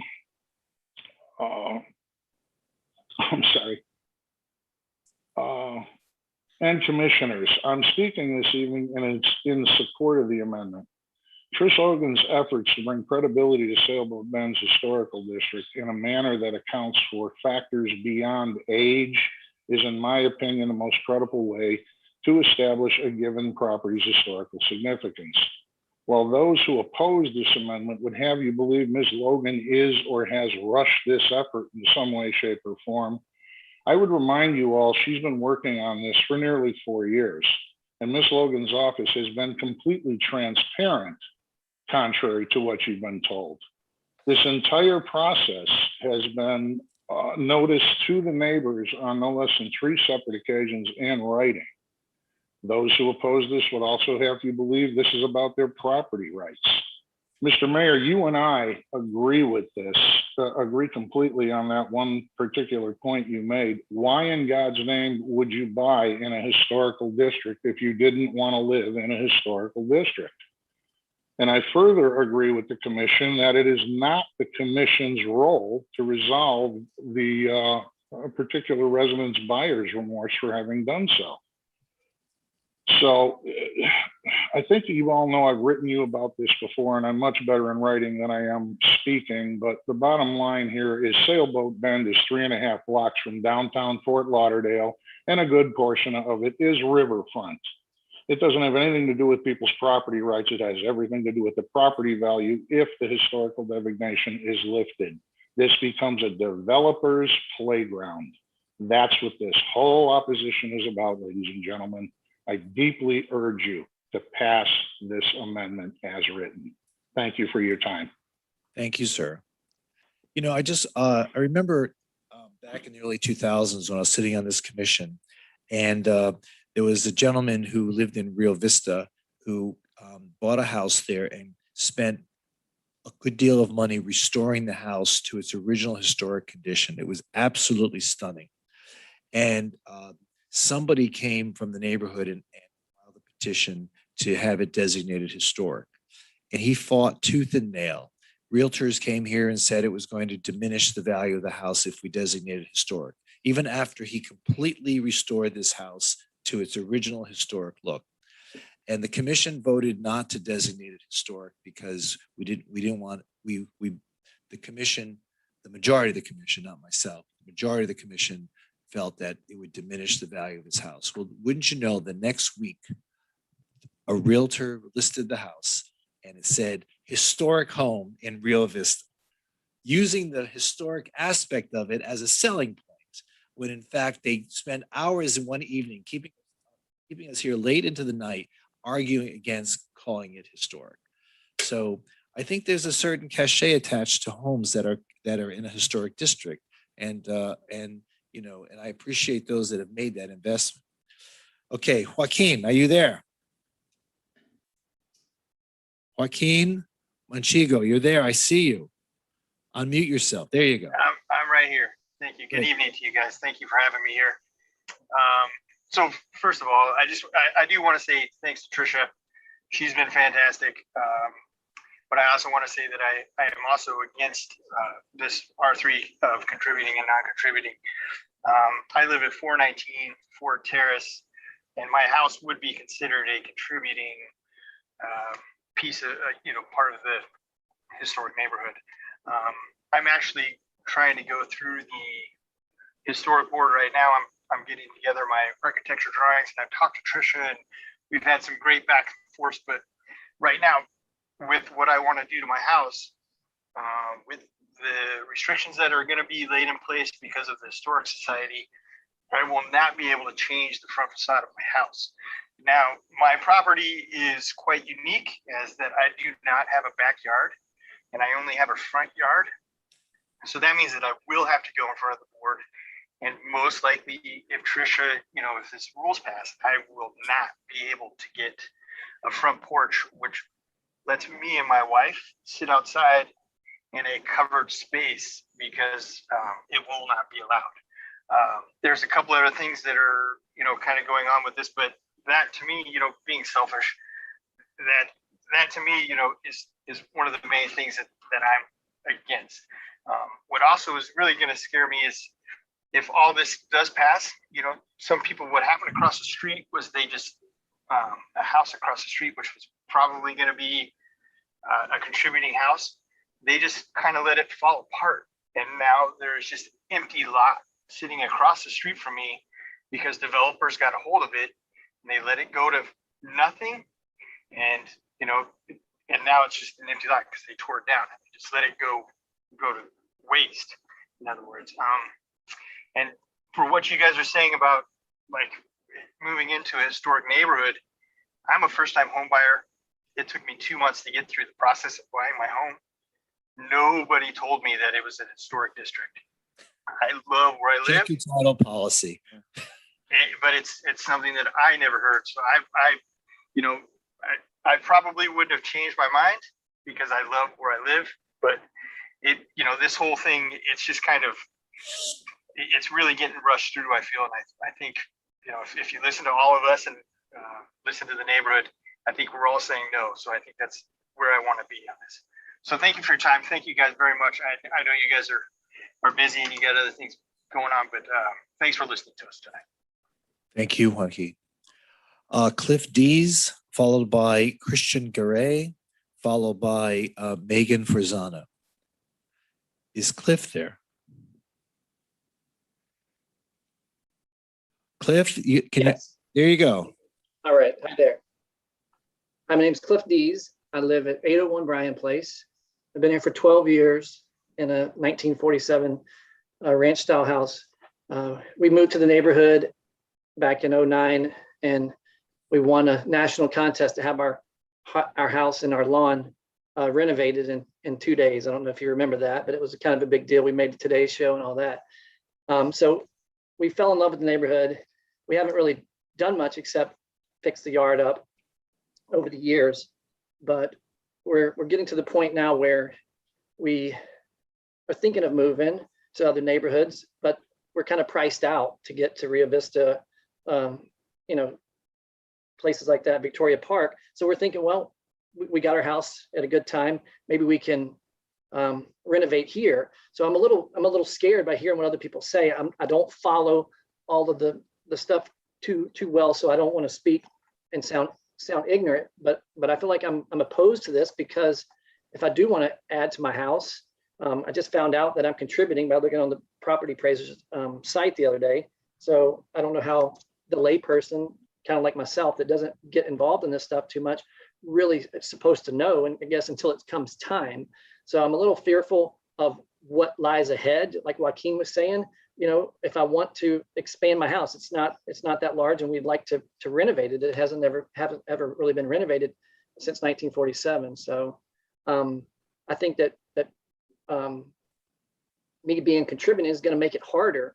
You know, like someone just said, oh, we made it easier, but if I can't do these things, so my only option may be to move. So about the lot next door, I live close by Joaquin, and I called, and I guess I talked to Trish when I saw the signs come up that showed what the developer was going to put there. It was a single lot, but they petitioned and somehow got it made into 2 lots to pack more houses in there. And they were so McMansion-y looking. I was kind of appalled because I was thinking, well, isn't there historic stuff going on? They look like a spec home that you would see back next to the turnpike. They had all the new modern-y stuff. And I'm like, wow, historic. How would somebody approve this? So I called and they said, oh yeah, everything's good. And I was just kind of floored away. I think maybe those houses have gone away. That developer is dragging his feet. But I was kind of appalled that that was approved when people that own these houses that put so much sweat equity into them are handcuffed if they ever want to do this, is what it sounds like to me. So, you know, I'm worried that my need to expand my size of my house in a few years may be too much of a headache and may leave me no other choice but to move. So I ask you, commissioners, please listen to the people who put you in office and rethink this vote. Imagine like if you lived here. Thank you for your time. Thank you. Christian Garay, followed by Megan Forzano, followed by Rochelle Coetzee. Is Christian there? Christian? Do you see a Christian on the? I do. Just need to unmute. So maybe *6. It looks like it's a call in versus a computer. *6. Can you hear me now? Yes, we can. Fantastic. Good evening, Mayor Trantillis, Vice Mayor Moriatis, and City Commissioners. My name is Christian Gray. I'm the president of the Sailboat Bend Civic Association. I did have a speech planned, but unfortunately, I'm going to be forced to pivot after hearing a couple things today. So, Mr. Mayor, you made a comment that you have no sympathy for individuals living in Sailboat Bend because they knew they were purchasing a home inside of a historic district. I agree with you. I knew what I was buying. I have a 1940s home. But like Commissioner Glassman mentioned, this meeting, this conversation is not about historic designation. This conversation is about contributing and non-contributing. And those individuals that purchased a home in historic Sailboat Bend did so with the belief that the historic contributing homes would be pre-war, 1941 and back. That's not what contributing and not contributing is showing, as put forth by Tricia and city staff. You have homes in there from the 50s, the 60s. So I do have sympathy for those individuals that are now forced to be identified as contributing, even though when they purchased their home, that home wasn't supposed to be contributing. The issue that was brought up earlier today by Patrick Dearden, that if we don't move forward contributing, not contributing, Sailboat Bend will become a developer's playground. That doesn't happen. Well, it does. It only happens if the commission decides to change the zoning. So it won't be because of contributing, not contributing. It won't be because Sailboat Bend is a historic district. It'll be if the commission decides to put a high-rise in the middle of Sailboat Bend. Only they have the power to change that zoning. The 3 meetings that were mentioned by Tricia Logan earlier today, how long were those meetings, Tricia? I'm gonna answer that for you. Approximately 15 to 20 minutes when she spoke to Sailboat Bend, the association. The meetings that she mentioned and were mentioned prior by Tricia and Commissioner Glassman by a subgroup, a committee to help understand the ULDR had nothing to do with this contributing and non-contributing. They were actually conversations in regards to the restrictions that will come after today's resolution is passed.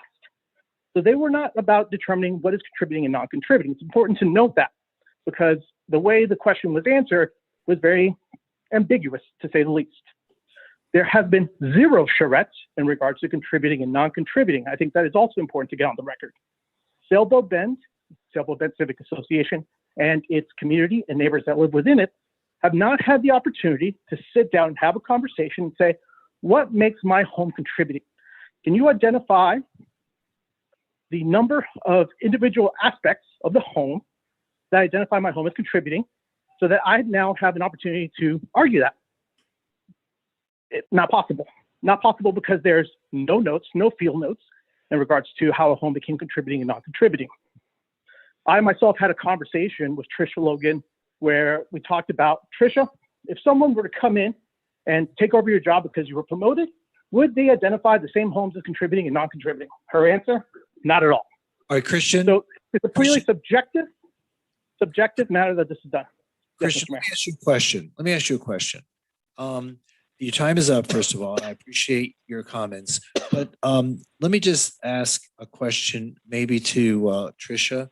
Are some properties being designated as contributing that were not previously considered contributing?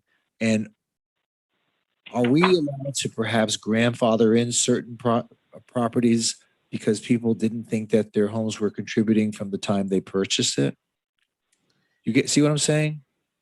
Well, so we didn't have an official list as part of the original designation. So this is the first time. Correct. In the Sailboat Bend study, which is what the designation was based on in 1992, it describes properties that were built 1940 and prior as the most significant. It also has language that talks about properties that were built in the 1940s and 50s that have characteristics of those properties that were built pre-war, that those were also considered to be important to the neighborhood. So taking that into consideration, that's what was evaluated as part of the assignment of statuses. So it wasn't like there were properties that were once considered not contributing, and now we're changing that designation to contributing. This is the first time we've actually done a survey of contributing and non-contributing properties. Is that correct? Yeah, that we're actually taking it before the commission for an adoption. In 2009, there was a survey that was conducted and did make those identifications, but it wasn't officially adopted. Adopted by anybody. Okay. Correct. Christian, do you have anything else you'd like to add? Did I lose him? Christian, do you want to add anything else? Yeah. *6, Christian, *6. Yes, one final comment, if you allow me. Yes, please. So I'd like to make one final comment. I understand the importance of being a certified local government and the grants that the city receives from it. But in no way are those grants that would come by being a certified local government tied to Sailboat Bend or contributing, non-contributing, or the historic designation. And I ask that the city does not make an attempt to obtain grant money at the financial expense of the residents of Sailboat Bend. Thank you, sir. Okay, thank you, Christian. Megan Forzano, followed by Rochelle Coetzee, followed by Richard Bray. And we round out with Maggie Hunt. Megan, are you there? Good evening. Hi, how are you, Megan? I'm well, thank you. Let me ask you, is there anything historic about a house that was built in 1954 and looks like a trailer home that keeps getting extra trailers tracked on? I love my house, but it is absolutely not an example of contributing historic architecture. However, if the proposed architectural survey is adopted, my home at 836 County Court will be incorrectly classified as a contributing home. My husband and I did not buy a historic home. We bought an ugly house on the water in a neighborhood we liked. This home is listed in the Broward County Property Appraiser's records as being built in 1954. What is interesting is that even though the records clearly indicate our formerly ugly home was built in 1954, this architectural survey that's being proposed tonight is incorrectly stating it was built in 1941. they're off by 14 years. I don't know if you have access to the photos that I uploaded, but I uploaded 2 photos of an ugly blue house that I purchased 4.5 years ago. And I uploaded 2 photos of a much nicer looking yellow home with new landscape design and an entirely new looking front side, as well as a brand new roof in a different style. What's nice about that is I was able to make these changes because we were not constrained due to a contributing designation. We were able to improve the look of our home and add to the beauty of Sailboat Bend. However, again, with the proposed expansion of historic designation, this house would incorrectly be considered historic, and we would not have been able to easily improve our home to make it look as nice as it does today. Expanding the period of significance and adopting this survey is not a good fit for this neighborhood. I also want to add that I've been to all 3 neighborhood meetings referenced by Tricia and Commissioner Glassman. At all of those meetings, the residents and property owners of Sailboat Bend have been dismissed, treated rudely, like we're idiots, and not heard. Like you're even seeing a bit of this evening, Commissioner Glassman is consistently trying to harp on small details while ignoring main issues like those brought up by Sum Lin, like the timeframe for historic district. Commissioner Glassman, I'm a very well-educated person with a master's degree, and I appreciate myself and my neighbors being treated in the way that you consistently dismiss us. However, what I'd like to state again is that I personally am against adopting the Sailboat Bend Historic District Architectural Survey. I do not agree that my home should be contributing, even if it is adopted.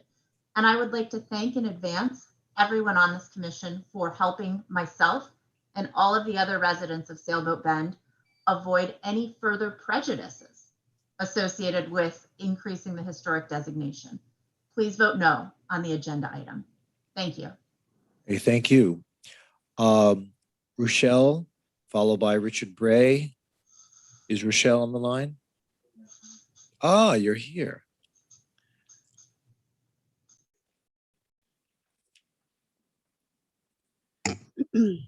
Hello, Commissioner and Mayor and Commissioners.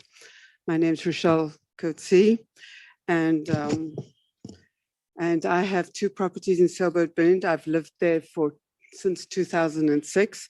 And actually, Mayor, the person you were talking about that asked about those the houses to build the townhouses was actually my husband, which you graciously approved to build those townhouses at the time.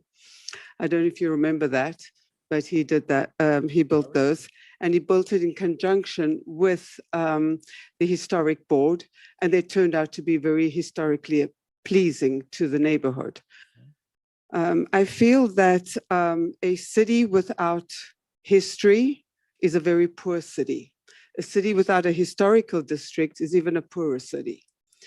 We have very few historical buildings left in this town. I'm actually the listing agent for the Anheuser-Busch House, which I'm pleased to say will most probably be saved, much to the delight of many of the people that sail past it every day on the water. I feel that the Sailboat Bend Association is really, the current one, is really trying to cause a very divisive attitude and feeling in the neighborhood. Trish has been very respectful and very patient with everybody's questions as to what was being offered in this non-contributing and contributing. And in fact, I'm happy to list anybody's house who feels that they're going to be, I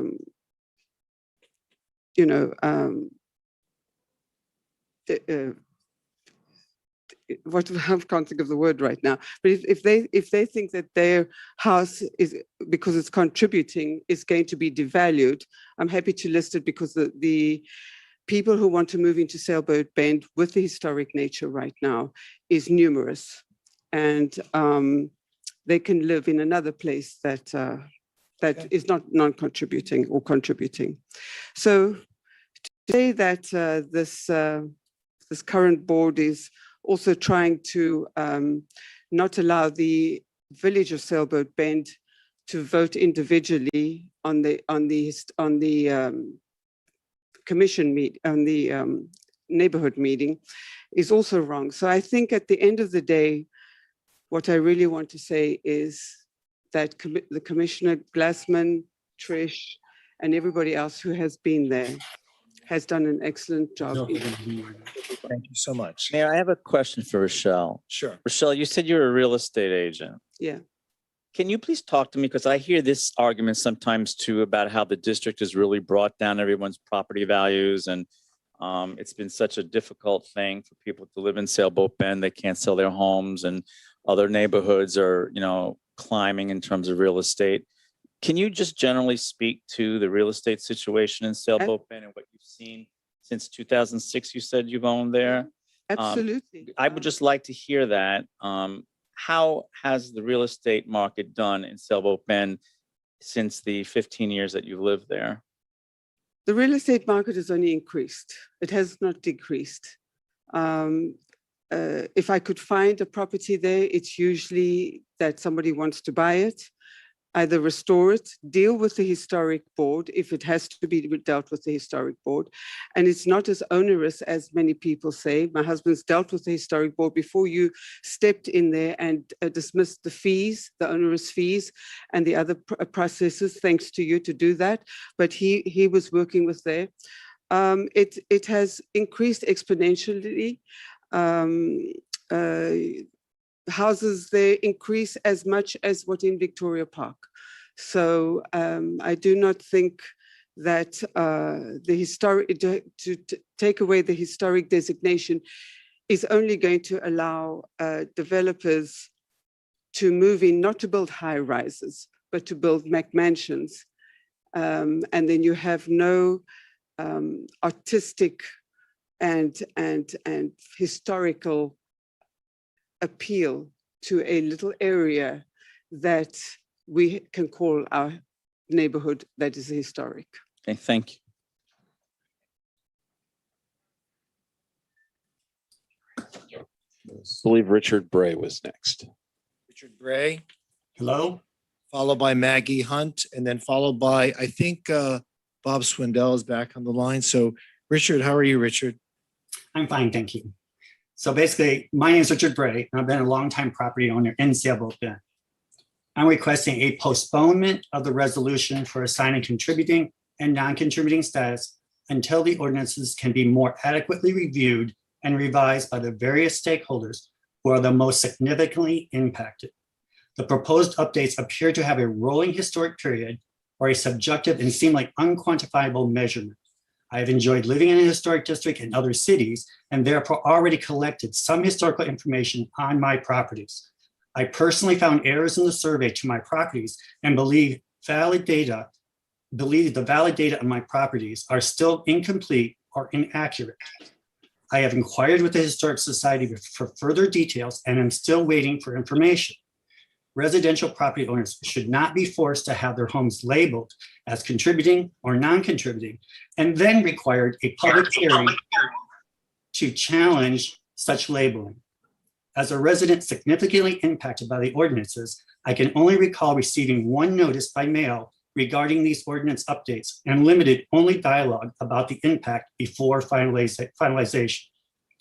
I have come before the HPB numerous times and investigated almost all of the incentives available. For residential property owners, the meager incentives noted are impractical with dubious incentives, mostly unobtainable because they are open to subjective interpretation. Even without HPB fees, preparation is costly, with hiring necessary professionals and burdensome for homeowners to become experts on the historic ordinances. The city appears to repeatedly create disincentives for residents through ordinances for every property in the district, even if labeled non-contributing. There seems to be growing frustration and disappointment from residents in this historic district due to the lack of investment by the city in the historic designation district. There should be incentives for property owners to maintain their or improve their properties or burdens layered upon the residents are creating disadvantages. One of the frustrations with the city is the lack of clear strategies for improving the historic connections, beginning with outreach for the community to input as in charrettes. The boundaries for the Sailboat Bend Historic District have changed over the years, with the most recent or current boundaries proposed that benefit the city, developers, or commercial properties, and not the residents of the district. The proposed boundaries would create a more disconnected historic district divided by the police station, the PUD, and the Kennedy homes. Further discussions are requested through a charrette or a dialogue that include the various stakeholders for creating real and visible improvements to the community, which will be embraced before further alienating property owners and residents of the district. We should not be fighting the city as opponents in a chess game, but working together as a team to create a competitive advantage with a strong, differentiated community where people want to live and visit. Again, I request the commissioners postpone approval of proposed historic ordinances at this time for further input from the respectively impacted stakeholders. What is the rush during a pandemic, considering the potential consequences to those most impacted? All right. Thank you, Richard. Maggie Hunt. Maggie, are you there? Maggie? Okay, I'm here. Can you hear me? Yes, we can. Okay. Great. Good evening. So the state requires the city to do this architectural survey, and I don't know how anyone can ask the city to go against state statutes. It sounds a little bit to me like, saying, hey, let's break the law, not allowing the structures to be designated as contributing or non-contributing prevents property owners from getting financial incentives. And as Tricia pointed out, she's not done with those. I don't think anybody would close the door on those. I've got some ideas on those myself. I want to thank the city staff for their countless hours and good work on this survey. I also want to comment due to some things that were said that I can't imagine that any documents that Tricia might have, such as permits or whatever, that she wouldn't guide those people those documents or give those to them if they asked. I'm just wondering, did anybody actually ask Tricia for documents that pertain to their particular house and they were denied? But here's one thing, you've heard people talk about expanding the dates, and I don't think that's what's intended here. I'm going to refer to the architectural survey report, page 8, in the last paragraph on that page. It does say, you could interpret it that way. So I'm just wanting to ask to get this clarified. It's just a really small change. Maybe to add something. In the 1991 survey, buildings dating from 1940 or older met the cutoff established by the 50-year guideline. As the city of Fort Lauderdale has continued to grow and reflect now current trends in the 21st century, the 50-year guideline moves forward so that buildings constructed from 1970 or earlier were evaluated for that ability to convey their architectural style and then current trends. And I think a lot of people have interpreted that, and you've heard some of them tonight say the dates will be rolling as time passes, and we will continue to, then they see this as adding more architectural periods as time passes. But I have an email, part of which Tricia spoke about tonight, that Tricia wrote, where she talks about back in the study in 1992 that they had a caveat in this, that houses built later than 1940s or 50s that had the appearance of pre-1940 structure was still considered significant. Now, this is another thing that she wrote, and I just really would ask that maybe this could be reflected so it's more clear. She says all properties within the Sailboat Bend Historic Architectural Resource Survey update identified as contributing are 50 years old and older.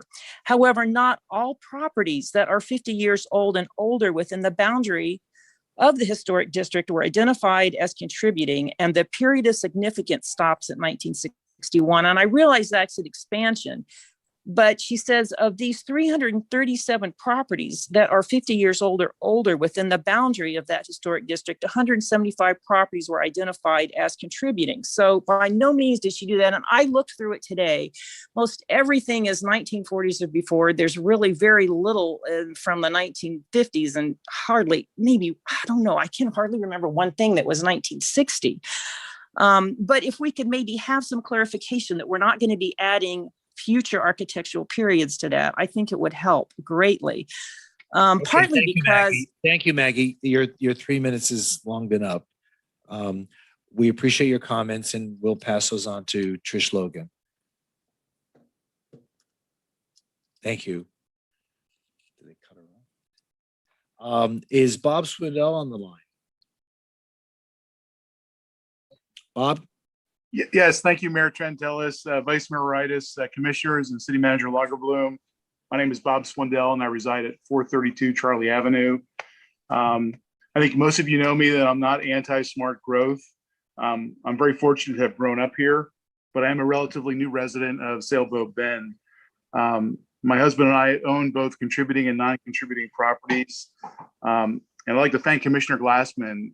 From my experience, he's been very open and available and quick to answer questions and follow up with any questions I've had about the neighborhood. And to your point, Mayor, I knew exactly what I was buying into, and that was one of the reasons that I was attracted to Sailboat Bend. I've always admired the eclectic and diverse nature of the neighborhood. I firmly believe it's a quality that should be maintained. Clearly, some of my neighbors are much more knowledgeable about this issue than I am. But I would offer to the commission that I don't think we should eliminate the policy that helps protect this neighborhood. I think we should improve on the process, protect property values, but also maintain the character of this neighborhood. Rochelle had a great point that, this issue is clearly dividing our neighborhood, and that's unfortunate. But there's a lot of misunderstandings about historical designation versus zoning and versus code.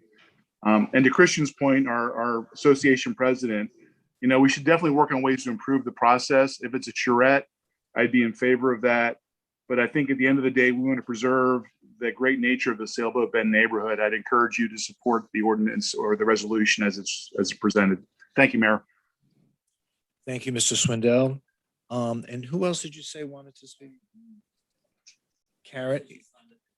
Is Karen Durandon there? Karen, are you on the line? Karen? I'm here. I called your name earlier, I thought. Oh, no, you didn't. I don't think so. But anyways, I'm speaking in this evening in support for the proposed amendment. In 2009, my husband and I drove down Sailboat Bend and we went down Las Olas and we saw the historical designation sign and we were so excited that this is a historical district. We bought a house in here. We're non-contributing. But study after study proves that a historical district is good for all within the community, regardless of the status of your home, meaning the contributing homes really do contribute to the value of the entire district. I've watched Trish Logan since 2018, trying to make efforts to methodology for designating property historical values. It's only been confused by the current board, unfortunately.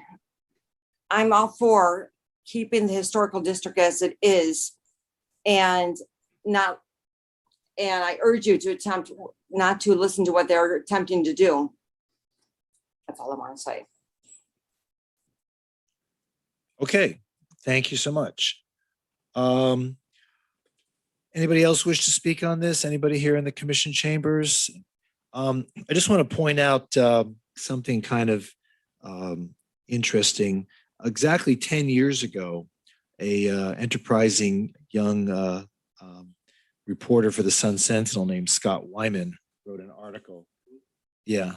And this is 10 years ago now, in which the article spoke about how the neighborhood was eager to establish guidelines for contributing and non-contributing properties and to establish an ordinance to define what those standards would be. They talked about rules set by other cities like Miami and Delray Beach. And even my predecessor, Jack Seiler, said, we need to get this corrected.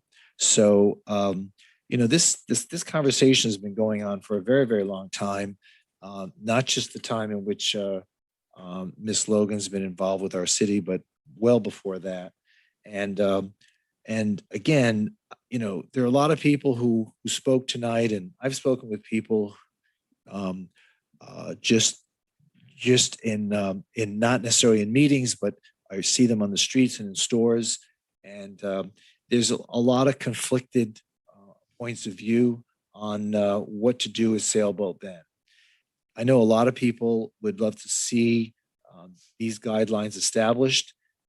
Others feel that they can't change a window or they can't change their roof design or style, and they have to go through an ordinance process that limits their selections and choices.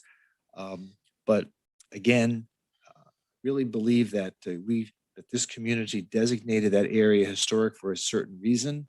I'm hoping that we are flexible in the application of these design guidelines, and I happen to think that our Department of Sustainable Development is not so draconian that they don't understand the need to be flexible and in terms of new building materials that we now have that we didn't have 20 years ago or 40 years ago that may change the look of a property in some way. These are just opportunities to advance our community and do it in a way that is responsible and sustainable. So, I defer to the district commissioner. If you'd like to comment on this, and what are you recommending to the city to do tonight? I do. Thank you, Mayor, and thank you for your comments. And thank you for that article by Scott 10 years ago. Well, I would say better late than never. That's why I'm happy we're at this point. I just do want to speak to some of the folks that, by the way, I do have a master's degree. To the one person who said she has a master's degree, I have one also. But I hear the voices. I know that there are folks that have fought every single change that we've done to the ordinance.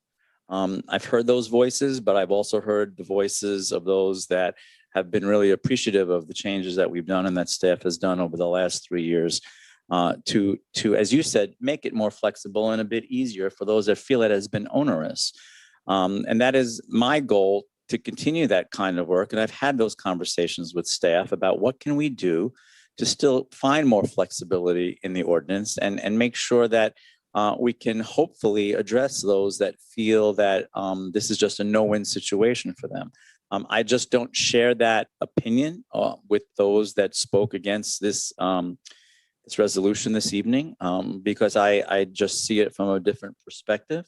And as I said, I'm very proud of the work that this commission has done over the last 3 years, a little longer than 3 years, for the improvements in the ordinance. But I will pledge to you that I will continue to work with both sides, both voices. We will do a charrette. We will actually have more conversation, especially now that we're able to hopefully meet more in person and see each other face to face. But I would urge us as a commission to keep basically moving forward with the work that staff has done. Again, this is just a simple resolution to adopt the updated architectural resource survey, which has not been updated since 2009. And it is also to do something that we've been remiss in not doing all these years, where we are clearly identifying contributing versus non-contributing structures. It's as simple as that. I would hope that we can find our way to approve that. But I do want to thank all of the folks that took the time to speak tonight. We heard a lot of different opinions and we heard a lot of different perspectives. And I always do appreciate all of that input. So thank you. Well, let me ask you something. You said that you want to move forward and do a charrette. Do you think that adopting this ordinance is premature? No, and I'm going to tell you why, and I'm going to be very blunt in this answer. I actually believe that we could charrette from tomorrow till kingdom come, and it will not change the opinion of those that spoke tonight against this resolution. What would we accomplish by having a charrette then? Well, because I think dialogue is always good, and I think it's good for people to still understand. I still feel that there is a lot of misinformation out there. I feel that when I read some of the emails that I get, it's just not correct. It's not really listening. I have actually attended some of the Sailboat Bend Association meetings when staff has been there, and it's been hard for them to actually speak sometimes because of people that are just not wanting to hear what they are saying. It's as simple as that. So I really feel that we could postpone this forever and it would not really make a difference. The delay would never be long enough for some people, because I really do believe that this is not about what's in front of us tonight. This is about the desire for some folks to eliminate the historic district. I'm being as honest as I possibly can with you right now. So I don't see any purpose in delaying. As I said, the first notice went out from staff in a letter explaining everything almost 2 years ago. That is a long time to give public input, to give notice, to have historic preservation board meetings. Some of the items have actually gone to the planning and zoning board. So there has been a lot of public meeting, a lot of opportunities for input. And when you read all of the outreach that's in our backup tonight from staff, you see how much time has been spent on this. But again, to answer your question, charrette idea is a good idea because we can still discuss moving forward and we can still try and educate and staff can still try and explain what has been happening up until now and what we are working on going into the future. So thank you. Okay, thank you. Vice Mayor, do you have any thoughts on this? I do just want to echo some of the comments that have been made and thank you staff for working on this. I know you've been working on it for a while, so I appreciate it. I know I've gone over this with you and the contributing, non-contributing properties. I know it is important and hopefully it's giving some benefits to certain properties, especially the contributing properties. And maybe the non-contributing will have more flexibility. So I thank you, Vice Mayor, Commissioner over there. I can't get used to it. You're the Vice Mayor. Commissioner, yes, for working on this. I know it's important to you as well. And I hope you can continue the dialogue with neighbors and help them understand what they are gaining from this. And I do support you in your work as well as the staff. Thank you. Commissioner McKenzie, do you have any thoughts on this? None. Okay, Commissioner Sorensen? Sure. Thanks, Mayor. I had a couple projects or initiatives in my district that kind of over the last couple of years, they've shifted a little bit. And part of it was during COVID, just we weren't able to engage the way I'd normally like to engage. And so I had some folks who are kind of frustrated about that. And so it changed kind of where we were heading. So I think, just this year is a tough year for engagement and getting together in person and so forth. And so when I think about something that's important, significant in terms of, designations and the beauty of historic property, I think the opportunity to take just a little bit of time now that we're emerging from the pandemic makes a lot of sense. Even if maybe, and it very well might be the case that no one's mind is going to be changed, but I think the opportunity to have a discussion in person a little bit more with the charrette and so forth could be helpful. And I think the idea of, even bringing in a moderator, someone who can help facilitate conversation and so forth could be really positive, even if it's just a couple months. So I'd support that. And I think that would be a good, kind of compromise for allowing folks to be heard, better understand some of the nuances, especially as we're getting out of this and can meet face to face and work through things and just build on the good work staff has done. So that'd be my suggestion. Thanks, Mayor. Okay. Staff have anything else they'd like to add to this conversation before we close? Mayor, if I could add one clarification and maybe something that Trish can, because we've been working on this with staff as well. There seems to be a misunderstanding with regards to a few things that have been said tonight by some folks. we're not designating any properties as historical. That's number one. There's no difference in the requirements or the restrictions between contributing and non-contributing properties.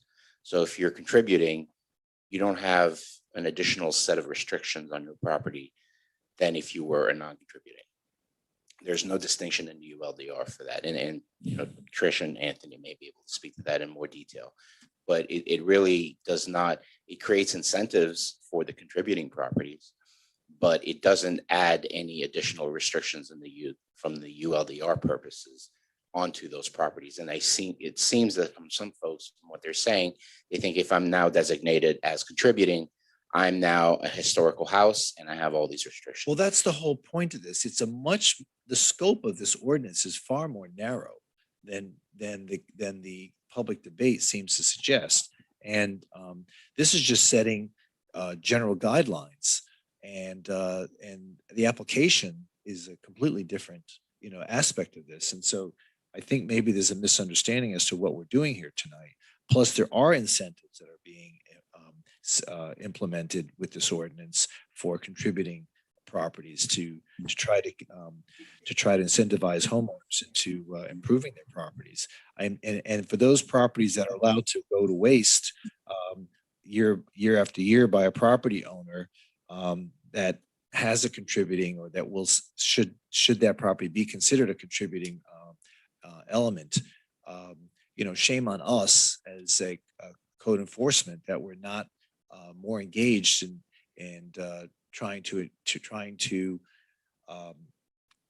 enforce our code violations by allowing people to have roofs fall in and walls cave in, and that's really our responsibility. And anyway, so so thank you, Alan, for pointing that out. It's just a much more narrow ordinance than people seem to think we're doing tonight. All right, so Can I ask Alan a question? Just for clarity. I was just going to close public hearing, but go ahead.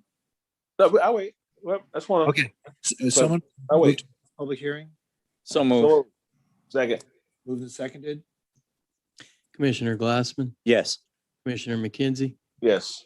Commissioner Sorensen, Yes. Vice Mayor Moritas. Yes. Mayor Trentalis. Yes, so public hearing is now closed. Yes, Commissioner, go ahead. I'm just, Alan, when you say, let's say I got the 1947 house, right?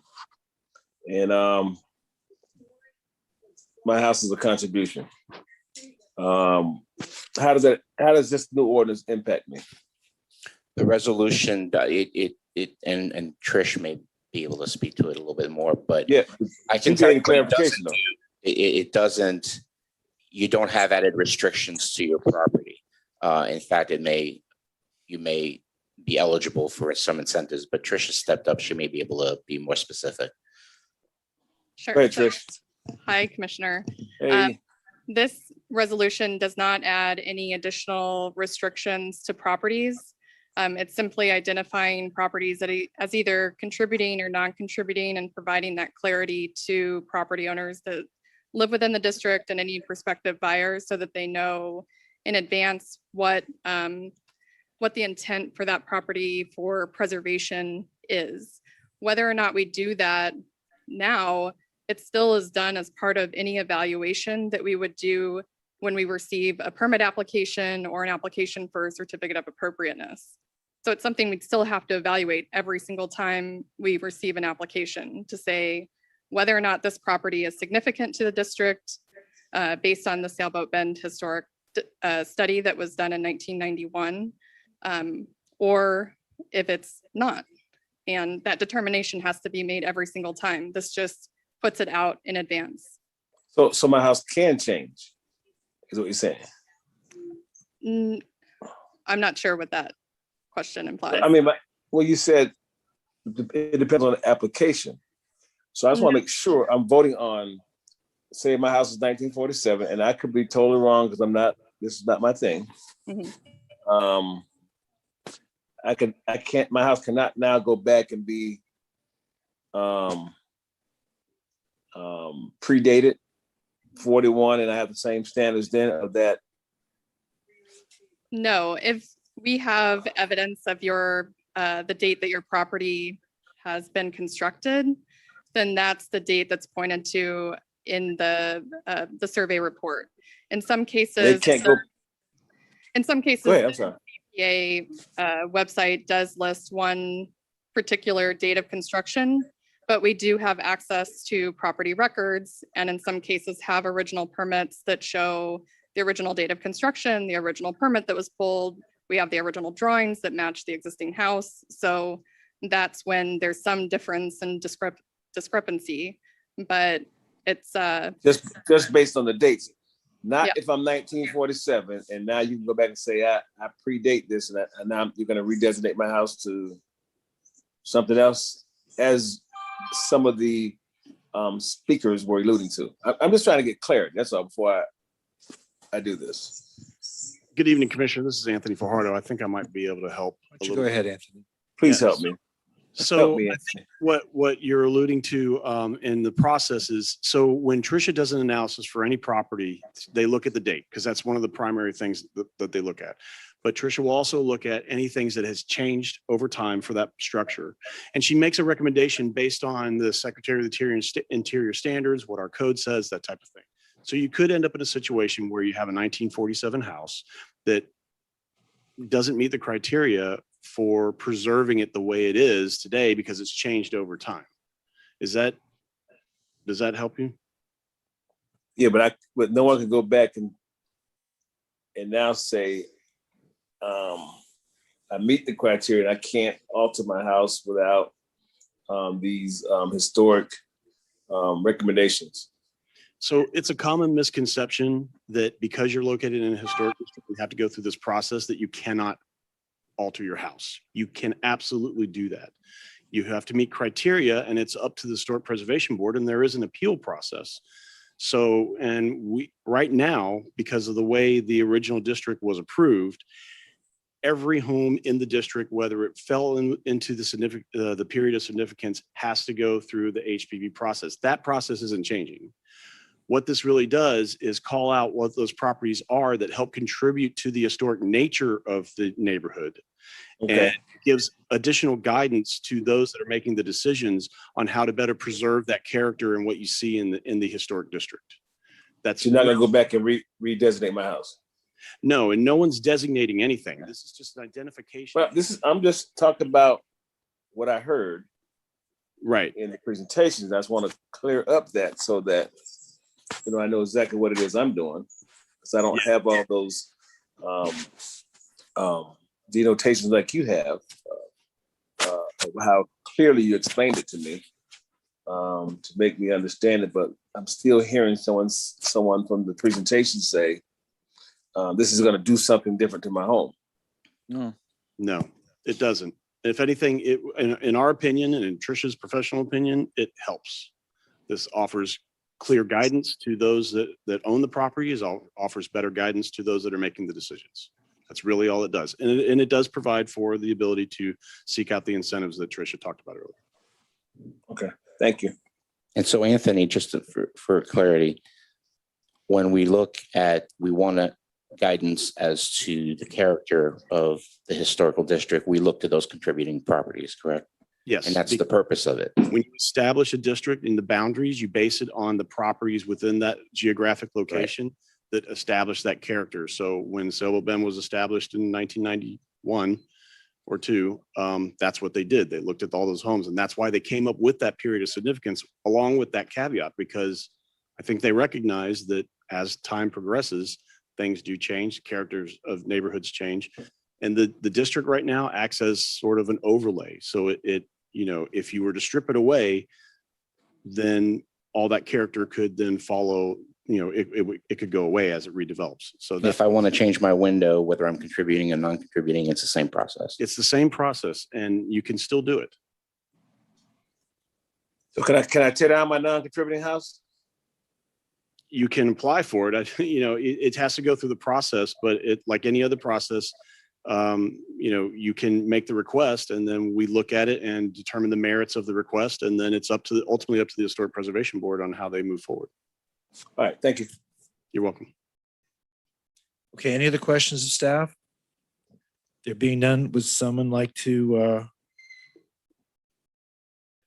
the district commissioner like to introduce the resolution? Introduced. And that is the resolution adopting the architectural, just making sure that's on the record. A resolution of the City Commission of the City of Fort Lauderdale, Florida, Would adopting, be Exhibit 15, right? Resolution approving? yes, adopting, right.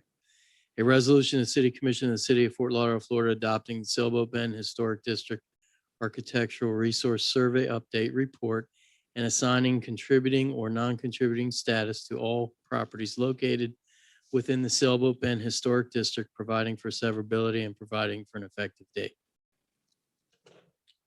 Commissioner Glassman, Yes. Commissioner McKenzie, Yes. Commissioner Sorensen, No. Vice Mayor Moritas, Yes. Mayor Trentalis. Yes, and the resolution is approved. And thank you, Trish, for all the work that you did. And I want to thank the community that got involved with this process. Thank you for your efforts in trying to bring definition to a lot of things that had been non-defined over the past number of years. And we'll see how it works. And hopefully it will work. And if we need to make changes, we can do so in the future.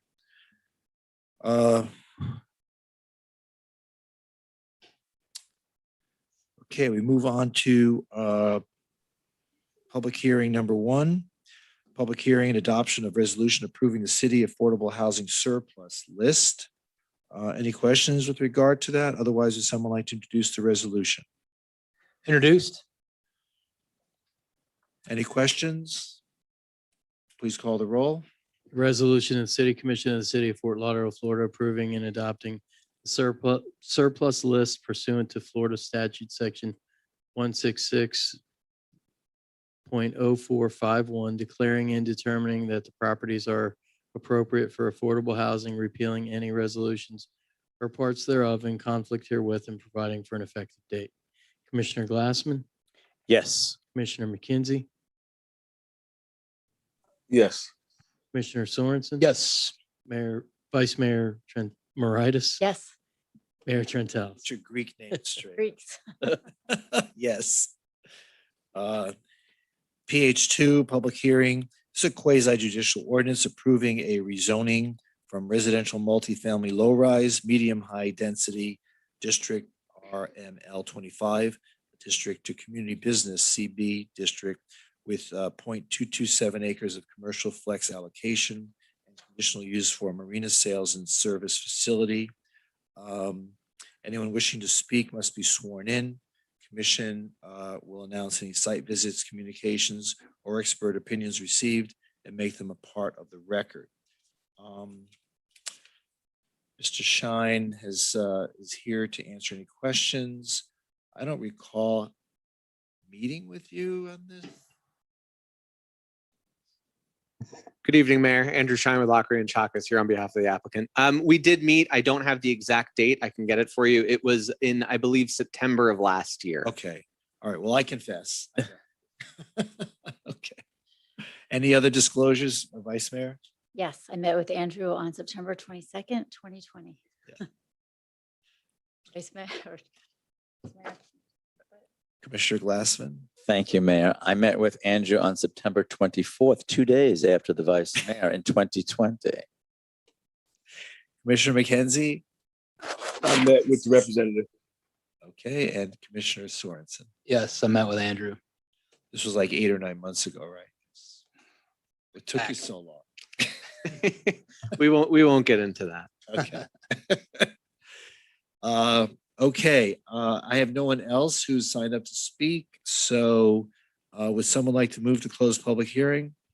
So moved. Second. Moved and seconded. Please call the roll. Commissioner Glassman, Yes. Commissioner McKenzie, Yes. Commissioner Sorensen, Yes. Vice Mayor Moritas. Yes. Mayor Trentalis. Yes. So public hearing is now closed. And would someone like to introduce the ordinance? Introduced. Introduced. An ordinance amending section 47-1.6.b of the City of Fort Lauderdale, Florida, Unified Land Development Regulations through the revision of the official zoning map of the city of Fort Lauderdale and Schedule A, revised compilation attached thereto and by reference made a part thereof, so as to rezone from RML 25 residential low-rise multifamily medium high density district to CB Community Business District through the allocation of commercial flexibility Lot 4, Block 1, and a portion of the west half of Southwest 15 Terrace adjacent to said Lot 4, River Highlands, according to the plat thereof recorded in Plat Book 15, page 69 of the Public Records of Broward County, Florida, and approving an associated site plan located south of Broward Boulevard, north of Southwest First Street, west of Southwest 14th Avenue, and east of North Fork New River, all said land situate, lying, and being in the city of Fort Lauderdale, Broward County, Florida. Commissioner Glassman, Yes. Commissioner McKenzie, Yes. Commissioner Sorensen. Yes. Vice Mayor Moritas. Yes. Mayor Trentalis. Yes, and the item is approved.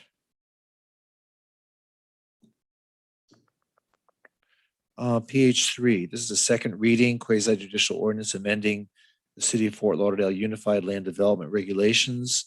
The list of permitted and conditional uses: Uptown Urban Village Northeast, Uptown Urban Village Northwest, Uptown Urban Village Southeast, and Uptown Village Southwest, and Uptown Urban Village South Central. I guess that covers just about all of That's it, Uptown. village. Anyone wishing to speak must be sworn in. Commission will announce any site visits, communications, or expert opinions received and make them a part of the record. Do you have any disclosures, Vice Mayor? I do not. I just met with staff on this one. Right. Anyone have any disclosures that are unique to this? It's all staff. Just staff. Yeah. Okay, so I've got nobody signed up to speak. So would someone like to move to close public hearing? So moved. Second. Moved and seconded. Just call the roll. Commissioner Glassman, Yes. Commissioner McKenzie. Yeah. Commissioner Sorensen, Yes. Vice Mayor Moritas. Yes. Mayor Trentalis. Yes, and public hearing is now closed. Someone like to introduce the ordinance? Introduced. Ordinance is introduced.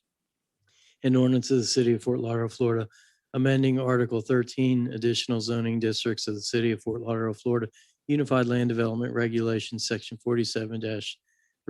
47-37B.4, entitled List of Permitted and Conditional Uses, Uptown Urban Village Northeast, Uptown Urban Village Northwest, Uptown Urban Village Southeast, Uptown Urban Village Southwest, and Uptown Urban Village South Central, to amend the table of permitted and conditional uses, providing for severability, providing for conflicts and repeal, and providing for an effective date. Commissioner Glassman, Yes. Commissioner McKenzie, Yes.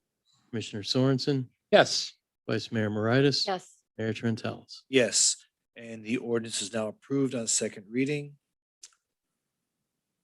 So we now have OSR 1. The rest of these are all ordinances on second reading. It's a quasi judicial ordinance approving a rezoning from exclusive parking XP district to community business CB district with 1.18 acres of commercial flex allocation and associated site plan approval for 138 room hotel and 5,698 square feet of retail use and a parking reduction. Anyone wishing to speak must be sworn in, and the commission will announce any site visits, communications, or expert opinions received and make them a part of the record. Commissioner Moritas, do you have any additional disclosures? Nothing additional. Commissioner Glassman, Nothing additional. Commissioner McKenzie, None. Commissioner Sorensen, None. and I have no additional ones, no additional parties. Someone like, I have only one person has signed up to speak for questions only. Anyone have any questions? Okay, so would someone like to move to close public hearing? Moved. It's been moved. Do I hear a second? Second. Seconded. Please call the roll. Commissioner Glassman, Yes. Commissioner McKenzie, Yes. Commissioner Sorensen. Yes. Vice Mayor Moritas, Yes. Mayor Trentalis. Yes, and public hearing is now closed. Someone like to introduce the ordinance? Introduced. Please call the roll. An ordinance amending section 47-1.6.b of the City of Fort Lauderdale, Florida Unified Land Development Regulations through the revision of the official zoning map of City of Fort Lauderdale and Schedule A revised compilation attached thereto and by reference made a part thereof so as to rezone from XP exclusive use parking lot district to CB Community Business District through the allocation of commercial flexibility Lot 1 and the east half of Lot 2, Block 14, Coley Hammock, according to the plat thereof recorded in Plat Book 1, page 17 of the Public Records of Broward County, Florida, located west of Southeast 10th Terrace, north of East Las Olas Boulevard, east of Southeast 9th Avenue, and south of Southeast Second Court, all said lands being in the city of Fort Lauderdale, Broward County, Florida. Commissioner Glassman, Yes. Commissioner McKenzie, Yes. Commissioner Sorensen. Yes. Vice Mayor Moritas, Yes. Mayor Trent House. Yes. And okay, so was that to close public hearing? No. Yeah, I didn't That was the vote. vote on the item. All right. Okay, so it's now an ordinance and congratulations. And I hope your client builds a great new hotel for us. We still have to address the next item as well. This is OSR 2, second reading of quasi judicial ordinance vacating a 10-foot wide by 75-foot long right of way between Southeast 10th Terrace and Southeast 9th Avenue, 800 Las Olas LLC and Mustang Properties. Anyone wishing to speak must be sworn in. Commission will announce any site visits, communications, or expert opinions received and make them a part of the record. Any additional disclosures? No. Okay, any additional disclosures? Anyone here? None for myself. Someone like to move to close public hearing? Moved. Second. Moved and seconded. Please call the roll. Commissioner Glassman, Yes. Commissioner McKenzie, Yes. Commissioner Sorensen. Yes. Vice Mayor Moritas. Yes. Mayor Trent House. Yes, and public hearing is now closed. Someone like to introduce the ordinance? Introduced. It's been introduced. An ordinance of the City of Fort Lauderdale, Florida, vacating a portion of that platted 10-foot alley lying adjacent to Lot 1, the east 25 feet of Lot 2, and lying adjacent to Lot 16 and the east 25 feet of Lot 15, Block 14, Coley Hammock, according to the plat thereof as recorded in Plat Book 1, page 17 of the Public Records of Broward County, Florida, located north of East Las Olas Boulevard, south of Southeast Second Court, east of Southeast 9th Avenue, and west of Southeast 10th Terrace, all said land situate lying and being in the city of Fort Lauderdale, Broward County, Florida. Commissioner Glassman, Yes. Commissioner McKenzie, Yes. Commissioner Sorensen. Yes. Vice Mayor Moritas, Yes. Mayor Trent House. Yes, and that ordinance is now approved on second reading. Thank you. OSR 3, this is the second reading, quasi judicial ordinance approving a rezoning from Regional Activity Center West Mixed Use District to a Regional Activity City Center District. And anyone wishing to speak must be sworn in. Commission will announce any site visits, communications, or expert opinions received and make them a part of the record. Vice Mayor Moritas, do you have any additional disclosures? Sorry, this is OSR 3.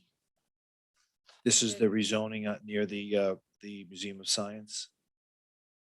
So, okay, this is the last one. Did we give those last time? Or I need to give all my full? Yes, I gave them last time, right? Yeah, we did it last Yeah, time. yeah, no, It's the second reading. Any additional disclosures? no, nothing else in addition to what, yeah. Commissioner Glassman? Nothing addition. Nothing additional. Commissioner McKenzie? None. Okay, nor do I. I have one person who's signed up to speak, but I think they're just here to answer any questions. So would someone like to close public hearing? So moved. Second. Seconded, please call the roll. Commissioner Glassman, Yes. Commissioner McKenzie, Yes. Commissioner Sorensen. Yes. Vice Mayor Moritas. Yes. Mayor Trent House. Yes, and public hearing is now closed. Someone like to introduce the ordinance? Introduced. Any questions? Please call the roll.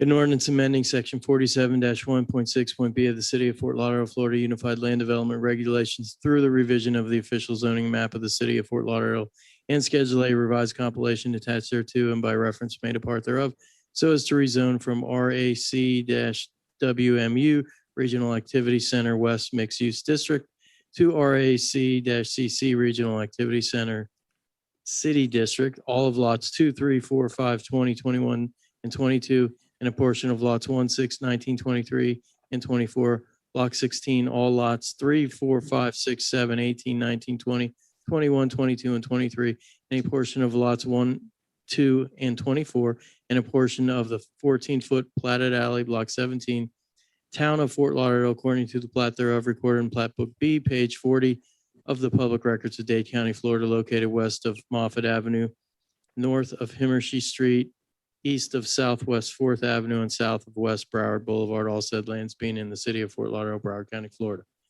Commissioner Glassman, Yes. Commissioner McKenzie, Yes. Commissioner Sorensen, Yes. Vice Mayor Moritas. Yes.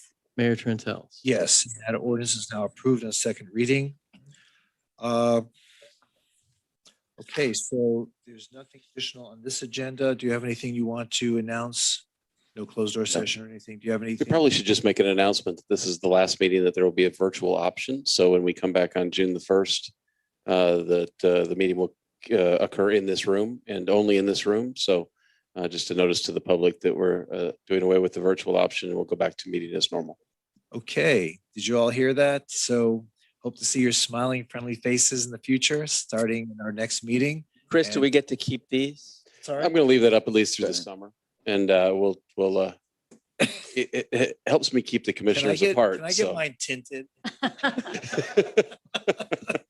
It's a little too. That's good. That's funny. Yeah, That's okay. good. Yeah. Okay. Mayor, Or curtains. I don't. We'll get you some Cheers. blinds. We're gonna go to Home Depot. Get you some blinds. Okay. Mayor, can I just note something for the public too, that we're going to still allow for sign up online. So you won't have to wait to show up in person to sign up. You can actually do that online. We're going to leave that open, as well as having, if you do come, you can sign up here as well. And we have now across from the security desk, we have a couple iPads for people that come in to sign in person. But if they sign in online, they still have to appear That's correct. to be able Yes. to make any public right. presentation. But they can sign in ahead of time online, to so set it'll up- help not have a bottleneck. Okay. Yes. All right, very good. Okay, well, meeting adjourned. We're now going to move into our CRA board meeting. Yes. Yes. Very Don't meeting. go away. Just one item. Stretch. I'd like to convene the Community Redevelopment Agency Board Meeting of May 18th, 2021. Would you please call the roll? Vice Chair Moritas, Here. Commissioner Glassman, Here. Commissioner McKenzie, Yeah. Commissioner Sorensen, Here. Chair Trentalis. Here, we're losing our audience. I bet Clarence likes it. Do the CRA again. Yeah. You could have done it 3. Yeah. Okay, so It's okay. we've taken roll call. M1, motion approving minutes for May 4th, 2021 CRA board meeting. Do I hear a motion to approve? So moved. Second. Moved and seconded. Please call the roll. Commissioner Glassman, Yes. Commissioner McKenzie, Yes. Commissioner Sorensen, Yes. Vice Chair Moritas, Yes. Chair Trentalis. Yes, and the minutes for May 4th are now approved, May 4th, 2021. M2, motion approving an amendment to the Property and Business Investment Improvement Program Agreement for the Blue Tree Cafe, a proposed multi-brand virtual kitchen. How do you have a virtual kitchen? Like Virtual kitchen is a restaurant that doesn't have seats. It doesn't have what? Well, it has no seating. Okay. I was gonna say, how can you? I'm glad the auditor knew, because I had no idea. Kitchen with no food. It perplexed me all weekend. Diet kitchen. Kitchen. Okay, so do I hear a motion to approve? Mayor, before you do that, with this one, I need to put a couple things on the record just so that they're. Well, why don't we just get a motion in a second, then we can open for discussion. Okay. Okay, do I hear a Move motion? to approve. Do I hear a second? Second. Okay, Now for discussion. Sure, Mr. Mayor. So with respect to this one, it's a forgivable loan that is issued to this business. There's been some discussion with the property owner as to what position they would be in if in fact the business were issued this loan. And for whatever reason, we don't anticipate it, but for whatever reason was not successful in their business venture. The property owner did not want to be held in default in that circumstance because it was a circumstance beyond what he believed was his control. Through some negotiation, there's a contract that's presented on the agenda tonight.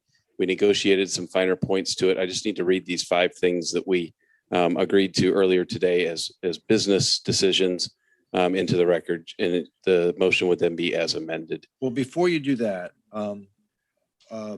so do we understand this correctly? Are we loaning the money against a business or against a real estate? Loaning it to a business. To a business. So we're taking a lien against the furniture, fixtures, and equipment or against the real estate? That's what he's going to announce. That's what I'm going to announce. Well, simple. I don't want to steal his thunder. It's somewhat of a combination of both. Okay, go ahead. I didn't mean to. Okay. We agreed today that the CRA will agree not to hold the property owner in default in the event Blue Tree Cafe fails or ceases operation, so long as the property owner is actively seeking a successor tenant. Satisfaction of mortgage to be issued at the end of the term, so long as property owner is actively seeking a successor. If a successor is found during the unexpired term and the successor tenant signs a lease and signs an assumption of liability in favor of the CRA, then the property owner would be in compliance. 2, that the property owner will agree to subordinate his landlord's lien. 3, the CRA will file a UCC1 financing statement with the Secretary of State. 4, if default by Blue Tree Cafe, the CRA at its election can seek to recover possession of assets funded by the CRA. During recovery of property, this is number 5, the CRA will compensate property owner for any damage caused by the CRA during the course of recovery. The CRA will not seek to recover any assets which are permanently affixed to the building. So those were the 5 points that we. Okay, so to answer my question, talked to today. we're just to put a lien against the furniture, fixtures, and equipment. How would the property owner be held in default if he's not the obligor or the mortgagor on this property? He's not going to be held in default. We're giving him an opportunity to cure and find another tenant. What we do is we'll go in and the loan will be primarily for the restaurant equipment and things of that sort. We'll come back and reclaim that if necessary. I get all that. Yeah. I'm familiar with the process, but the landowner is never responsible. Only the business owner is. Correct. So why would the landowner be given a right to cure when they have no obligation to begin with? Because I believe, and I don't want to speak for him, but I believe because he wants to, as part of the CRA process, he wants to contribute to the area. He wants a restaurant there. He wants to fulfill the obligation of the CRA. So he just wants an opportunity to have that opportunity so that he's not held in default to the extent that we're just going to go in and tear apart the property, take all the equipment back. He'd like to have the opportunity to go ahead and have another restaurant just fill in. Okay, but I just want to make sure it's clear that a landowner is never held responsible for a tenant's obligations. And therefore, I think Miss Solomon can add to Lynn, that. hi, Lynn. Hi, can you hear me? Yeah, you understand what Mayor- I'm saying, right? Yes, I do, Mayor, but please understand that as part of making the loan to Blue Tree Cafe, which is the obligor, the property owner has agreed to place a mortgage on the real property. So we will have a second mortgage on this property, subject to the conditions that Mr. Lagerbloom has just explained. So the property owner is willing to have the property mortgaged to securitize this loan for the business? Yes. That is correct. Yes, Your Honor. Is the property owner also the business owner? No, Your Honor. Okay, so now, is there a current mortgage on the property? Yes, there is. And yes. All right. I give a qualified answer to that, but I'm pretty sure there is an existing mortgage on this property. So are we being asked to is a property owner being asked to get his mortgagee to subrogate his loan to our loan, or are we taking second position? We're taking second. We're taking second. So to take second position, wouldn't it be important for us to know how much is in first position? If there's 100,000 in first position, it's a lot less risky than if there's $1 million in first position. So I'm sure it's more like $1 million. We actually are also funding the property owner as well under the CRA in one of our incentives. So in actuality, we were probably, Blue Tree's mortgage would be in third position because the CRA is actually, but we haven't closed on that loan yet. Okay, so we don't know how far we're behind in the second position? So we are at least, we've always taken subordinate to first position. So being in the second position is not unusual. Depending on when Provident closes on its loan with the CRA would still be in the second position, but it would be the property owner's loan as opposed to Blue Tree Cafe's loan.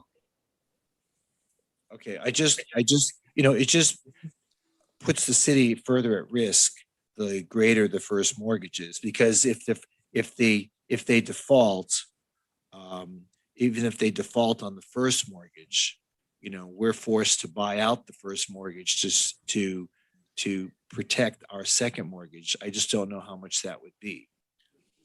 You know what I'm saying? Yes, Your Honor. But part of our incentive is to stimulate development and. Yeah, I know that. At what cost? So, all right. I just, you don't have to answer the question. I just want to make sure that we all know what we're getting ourselves in for here. That's all. Okay. Yes, Thank you, Lynn. Anyone have any other questions? Okay.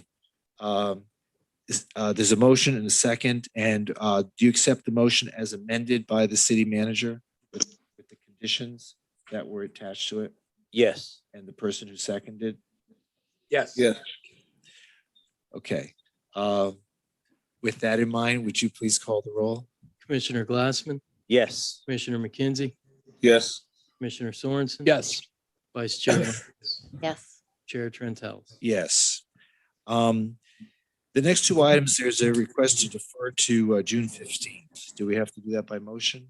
We do, and this is the one that we need to make the announcement on, I believe, that because we're deferring it to a meeting that now is after we have a virtual option. It's advertised originally as though there was a virtual option. That is going to disappear if this defers to June the 15th. So that will occur here in this room when that hearing occurs. Okay.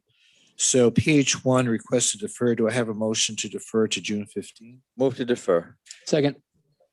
Okay, there's a motion to defer to June 15, 2021. Please call the roll. Commissioner Glassman, Yes. Commissioner McKenzie, Yes. Commissioner Sorensen, Yes. Vice Chair Moritas. Yes. Chair Trentalis. Yes, it is now deferred to June 15th, 2021. PH2, the same request. Do I hear a motion to defer? Moved. Second. Moved and seconded to defer to June 15th, 2021. Please call the roll. Commissioner Glassman, Yes. Commissioner McKenzie, Yes. Commissioner Sorensen. Yes. Vice Chair Moritas. Yes. Chair Trentalis. Yes, and that item PH2 is now deferred to June 15th, 2021. Is there any further business of the CRA? There is not. There being none, meeting adjourned. Good night, everybody. Thank you, Mayor. 9:30. 9:30. Not bad.